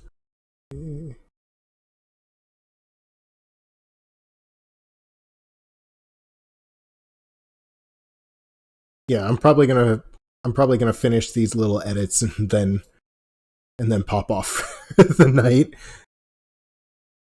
But yeah, absolutely, I'll stream my changes and edits to this.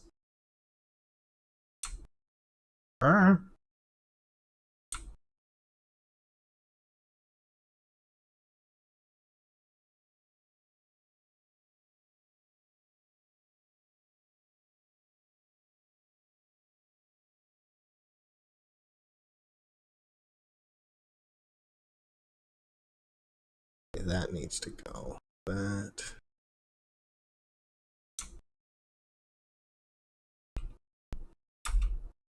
this at that height. And then there. Get rid of that.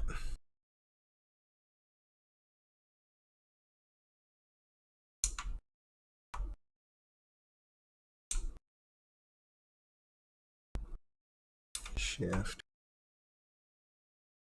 Alt. Place.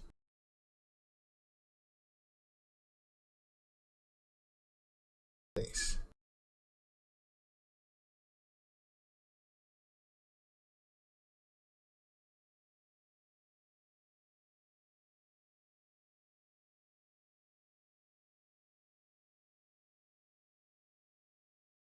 And then if I put little bits at the bottom,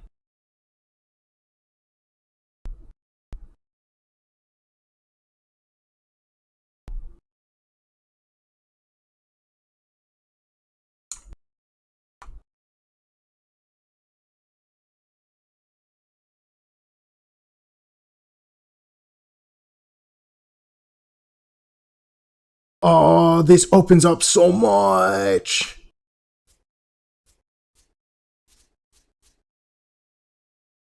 Oh my shit, I am loving this. Thank you so much for telling me about that, guys.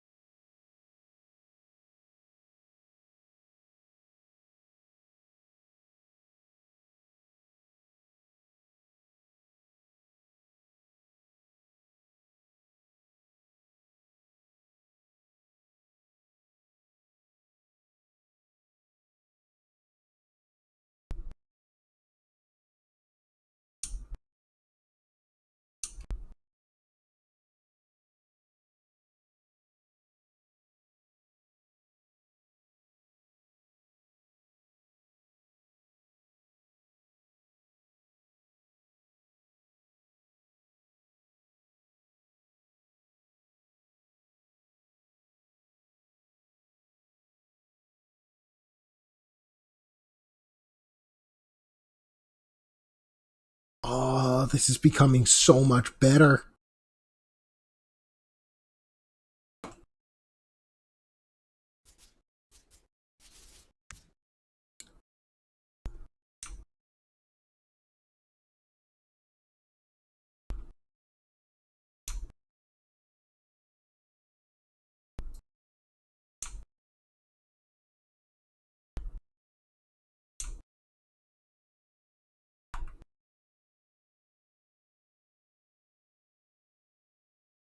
Okay, it's gotta be symmetrical, so.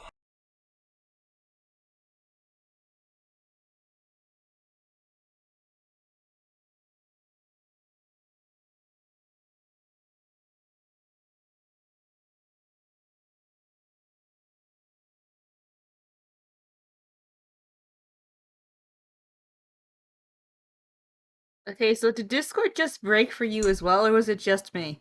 I think it was just you? Damn. That was weird.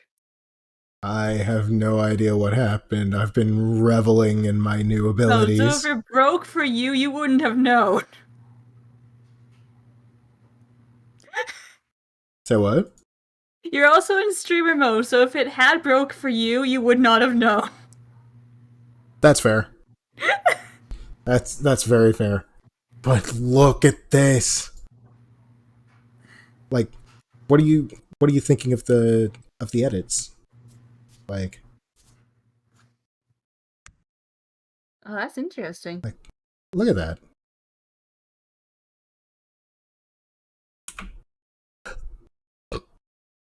Like, I gotta replace that whole section of wall over there, but like, what do you think?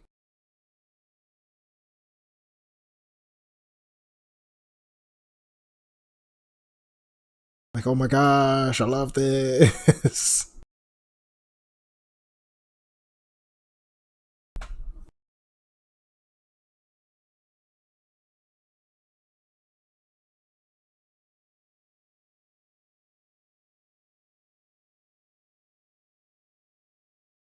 But yeah, I might start doing my build streams when I come home, like stream for a couple hours when I get home while I'm winding down for work for sleep. Yeah. And then, you know, the Tailspire community is probably gonna like swarm in like new builder. We gotta offer this guy awesome advice and make sure he stays.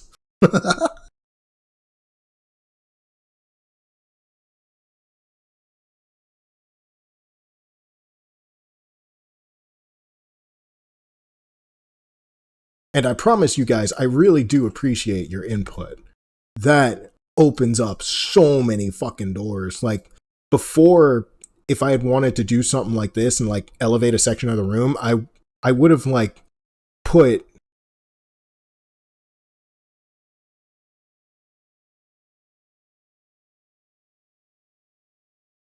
yeah, that's fair. Oh, I should probably move these characters, or just like have them. I don't know. Should I have them like sitting on like stockpiles of water breathing potions or something? Because this is all supposed to be holy water, you know? Right, it is, isn't it? Yeah. Yeah. This stuff is supposed to be consecrated water. So like an undead like stumbles in this room and like drops in the water, it's gonna just evaporate instantly.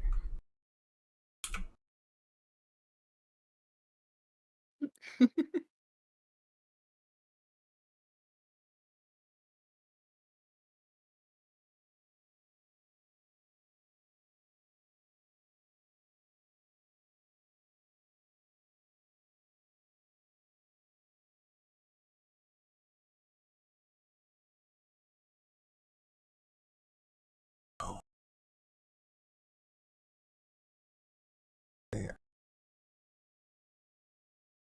One. There. That one's gonna be there. And a copy of this one. There. This one. There. Grab a copy of this one. Drop it there. Yeah.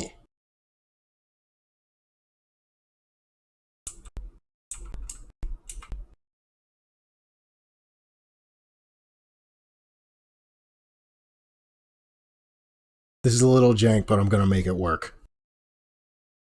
Holding X snaps to a surface of a block for fast building upwards only works on some tiles. That makes sense. That tracks actually, yeah.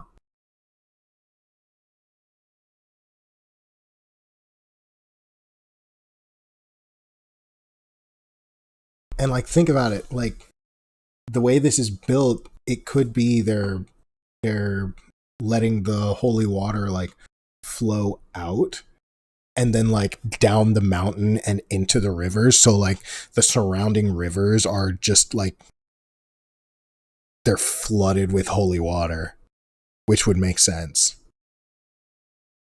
if this was built on a mountaintop. Still haven't decided the actual terrain around this place. Oh, this could be the consecration chamber. Le gasp. I don't know what that means, but gasp. No, because like, think about it. This is where they turn regular water into holy water. Okay. And then these little openings in the back let it flow into different areas of the temple.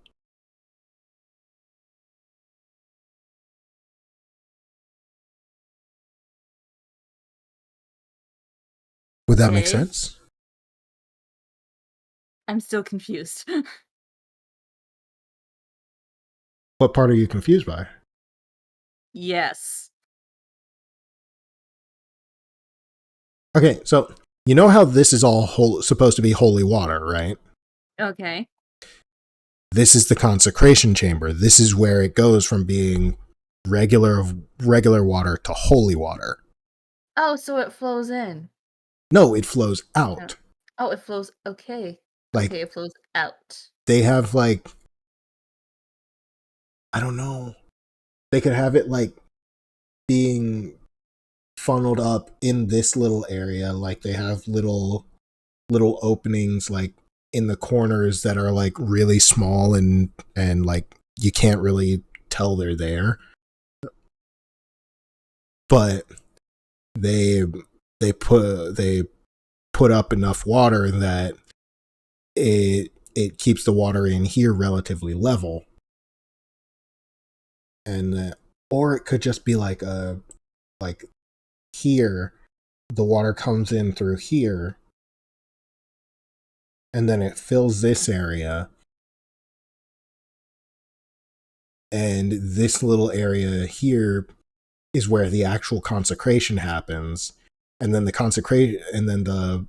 holy water spreads through the rest of the water, and then it flows through these gaps here and goes into the rest of the temple, or it flows out and like they're surrounded by a moat of holy water. Ooh, I like that idea. What, the moat of holy water? Yeah, that'd be neat. All right, this is the consecration chamber for the moat of holy water. And because they keep on and because more holy water keeps flowing out, it's really hard to disrupt that.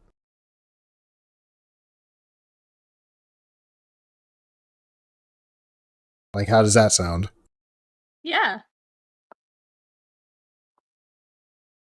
And it would kind of make sense considering it's a secluded place, so they want to keep it as protected as they can against whatever, right? Yeah. So, moat of holy water against unholy abominations that wander their way into the temple. Or at least try to. Yeah.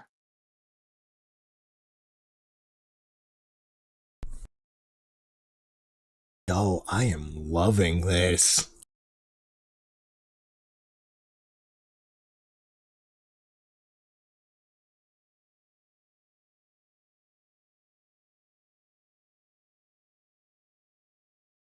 Hmm.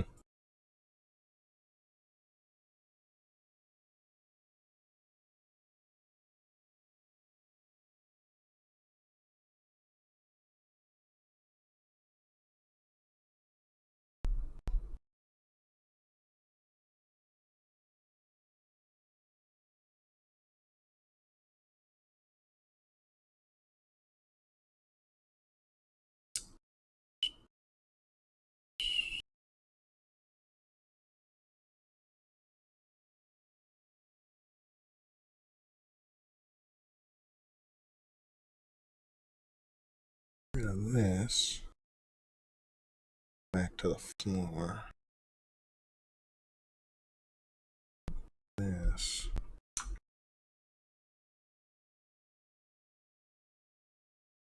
Here. Ah, no. There we go. Yeah, see?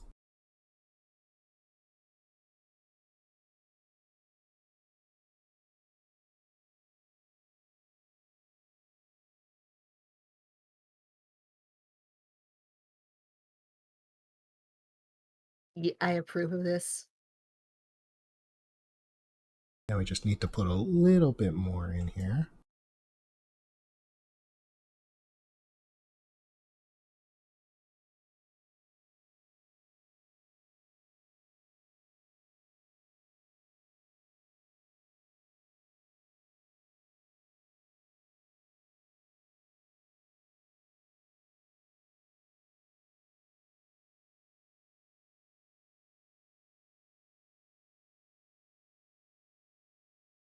This.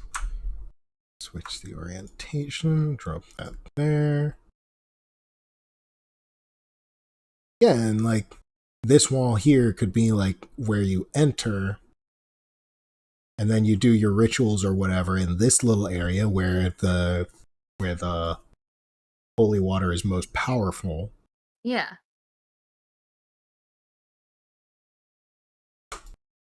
And then the holy water flows out through these three little areas. And then they've got like divine guardians or something hidden in the water. To protect the chamber from people who might defile it. Yes. Yeah.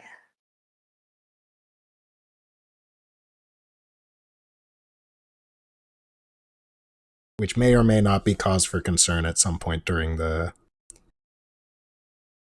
campaign. I don't know. I'm having a lot of ideas. A lot of new ideas consistent with this new build.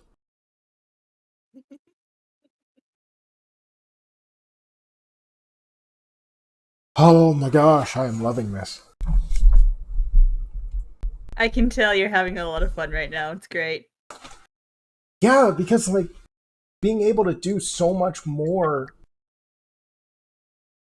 because like this makes it so much easier to make elevated floors and chambers and whatnot, because now I know how to actually like lift stuff up rather than like stacking on top of something and then deleting what it's stacked on top of. It's going to save me so much time. It's going to make things so much easier. Oh my god. Thank you so much. But it's like 8 p.m. and I've got some stuff that I need to get done. Not to mention I'm gonna wind down from being so excited. Yeah, I actually tried to shift right click to fast delete. Yeah, that fucking tracks, of course. You know, this is early access, but I'm sitting here wishing that the tutorial was more in depth.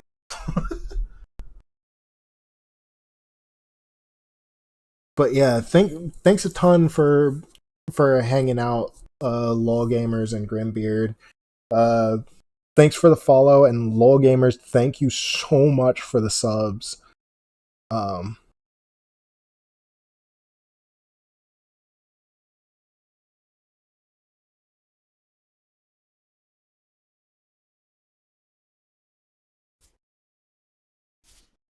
Yeah, I tried to design a roof, and it was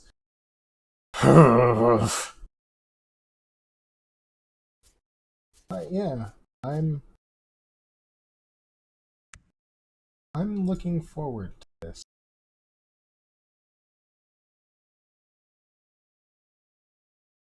It's gonna be great, Tor. It's gonna be fun. It is. I can't wait to do more design work. I can't wait to get fully into this and like do something on par with that mad lad who created the entirety of fucking Lordran from Dark Souls 1. No, I am not kidding, and holy shit, is that amazing. Yeah, he showed it to us. It was wow. Holy shit. How does someone have the time and patience to do that? I don't know. I'm hoping that one day I'll have the time and patience to do that, because that takes meticulous placement. But yeah, I'm gonna cut the stream for here for tonight.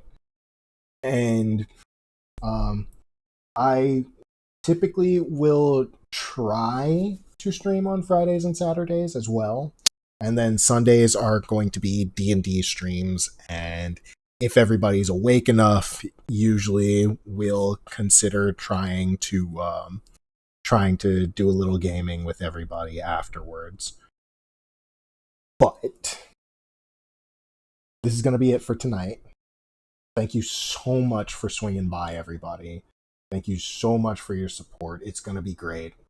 I will do my absolute utmost to live up to your expectations and keep the momentum going and build a little bit more.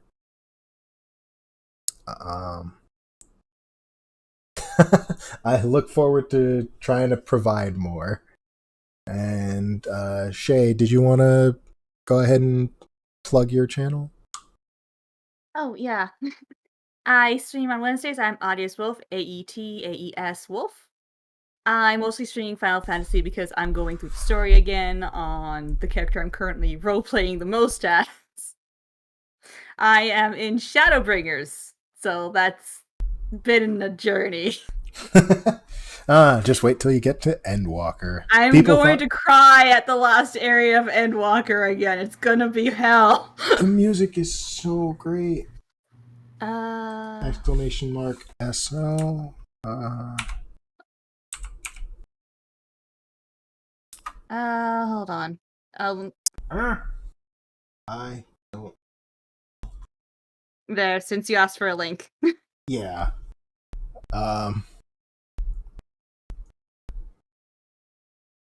Sorry, I'm still not great at streaming either. Oh, okay. So exclamation mark SO. Yes.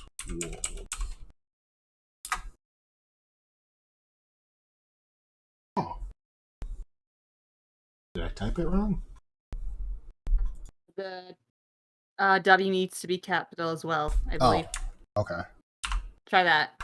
Let's go. Either that or it's all lowercase and I have no idea what I'm talking about. Hold on, let me look at my channel. Nope, the W needs to be capitalized as well. Okay, so did that work? Nope. Son of a bitch. You spelled it right!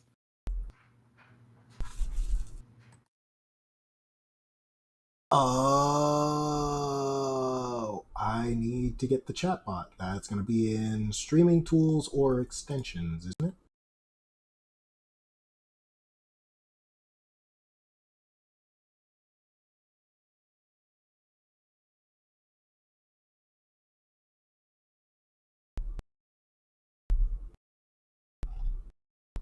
It's going to be in stream elements, isn't it?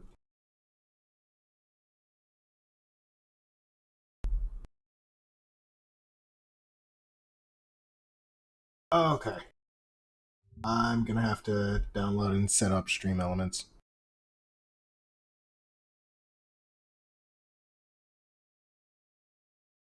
Alright. So I have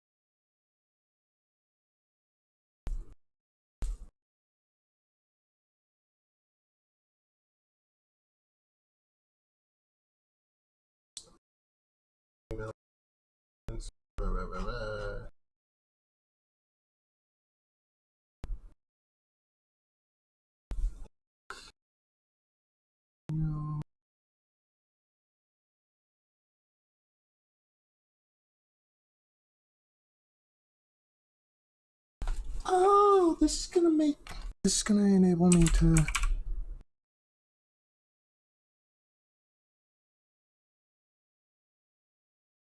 Oh, sweet.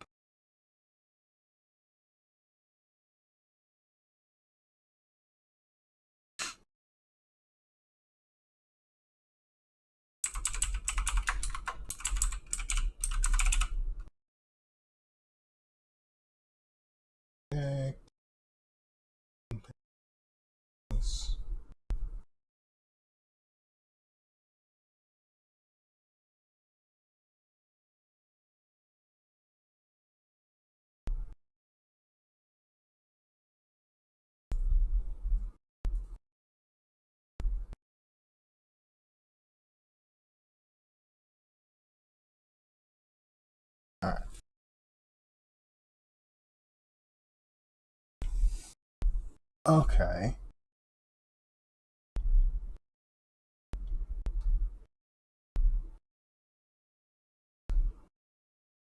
That makes sense.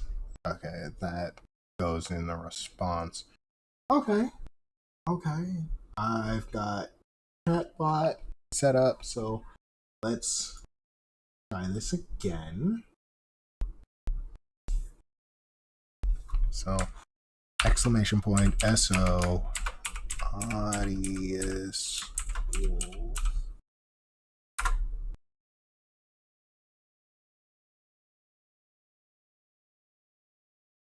Ah! I spelled it wrong again!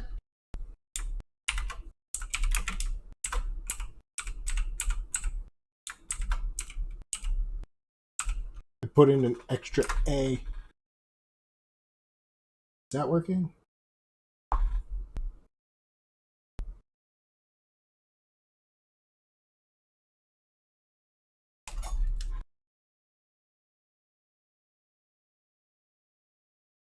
Did I not set the bot up right?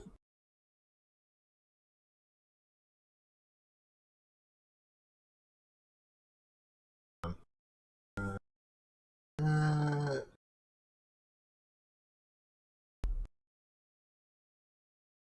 hmm. Oh, that's fair. Alright, well, I was gonna end the stream anyways, so but yeah, thank you a ton for everybody for swinging by. Thank you a ton to everybody for all of your help, all of your support. You guys, thank you, Grimbeard, and thank you, Nerd Central. LOL gamers, thank you as well. I'll pop on when I can to do more builds, work more on builds, and do more planning for next session. Believe it or not, next session was supposed to be how this session ended. But yeah, we took a bit longer than I expected. Which is not bad at all. That's great. You guys took some time to actually gather information. I'm so happy with that. But yeah, we're gonna have some fun, and I'm gonna try and work a bit more over the course of the week. But yeah, thank you. Yeah, that's fair. If you think it'll last for 2 hours, plan for 6. Yeah. The thing is, people have always been telling me, bullet points are not enough for planning. But, like, this session was literally all ran on bullet points. Like, that was the entirety of this session's planning. Because I know how chaotic you guys can be, how much you guys can derail. Because I have, like, when I say that literally nothing went to our DM's plan in the last game that I played with these guys, I mean, like, literally on a minute-to-minute basis, the DM, like, you could tell they were getting progressively annoyed with how many of their plans were going awry on a literal minute-to-minute basis. But they shifted around, adapted, and then they started having... Like, we weren't PC murder hobos. That's the thing. We're just really, really chaotic. Yeah. I think he was most annoyed with me because Ishtad. Yeah. Like, we had the option of, like, picking one magical item out of an entire cart and my character went straight for the love potion. Yep. And the DM was just like, I know exactly how you're going to use that, and I hate it.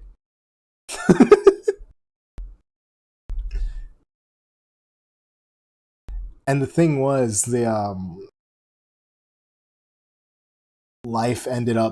IRL ended up pulling him away before we could actually get to the point where my character was going to try and use it, which made me sad. We were supposed to leave the starting city, but we never did. Yeah, we met, and then we traveled to another city, and then we were like one session into that city when the DM was like, "Yeah, I've got IRL, and it's kind of kicking me down the street, so I've got to drop the campaign." And it made us really sad and all of that. And didn't you guys do like 2 other campaigns that both kind of faltered like 2 sessions in? No, the Horde of the Dragon Queen, we got a few sessions in before it faltered and kind of went out. I think I broke the DM by taking the Black Dragon egg. That's right. It's like, okay, you have people who you knew were trying to tame the battle drakes the entire time we were going through that cave. I was playing a neutral aligned character. You gave me a dragon egg. Yes, I'm going to take it.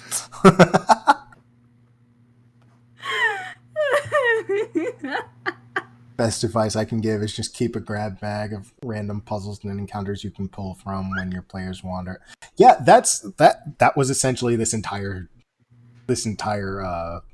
session was me just like testing the waters and seeing how badly things would go. Which, believe it or not, I actually had plans for if you guys had gone murder hobo.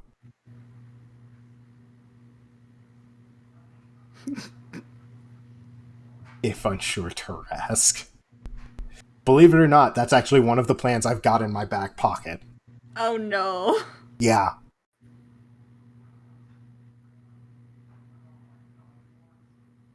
And there's actually an in-world reason for that.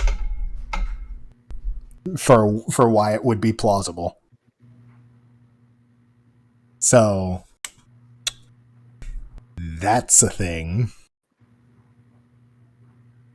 But yeah, thank you to everybody for coming around. Thank you for hanging out and tolerating our random shenaniganery at the end.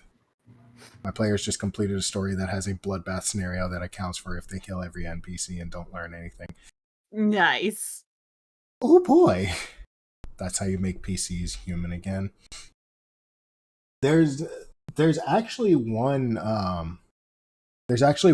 D&D guy on TikTok that I've actually taken a few ideas and started working on. There's one guy who's put out some ideas that I've started making plans around. I believe his screen name is either Too Hard the Bard or Alec. Look.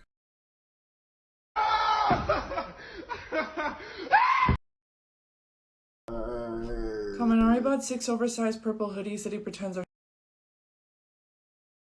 Let's see. Following.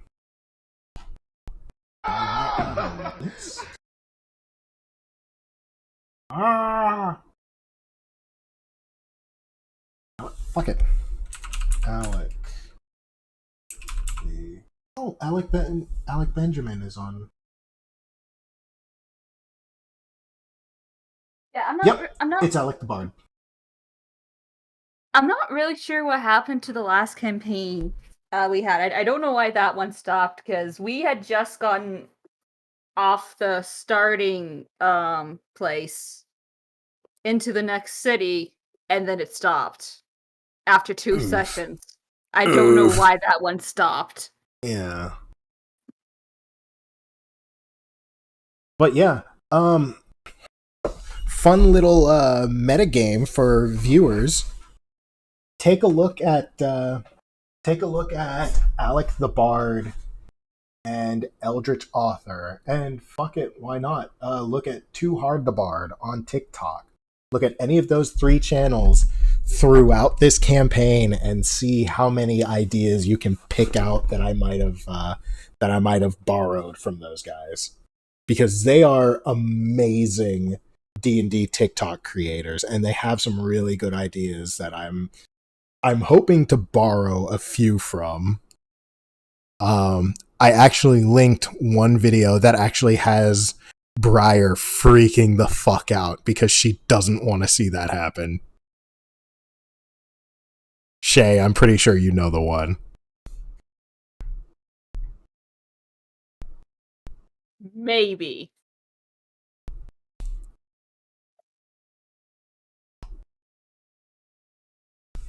You know the one. Repeat what you said. My ADD kicked in. Good night, Grimbeard. But there's one idea that Alec the Bard has put out on TikTok that I actually that I'm thinking about using, and it has Briar freaking out.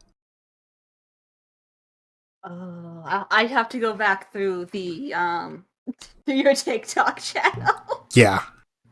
It's gonna be great if I actually do decide to use it. I'm gonna have to think of a way to work it in. Actually, I don't have. Oh my god. Oh no.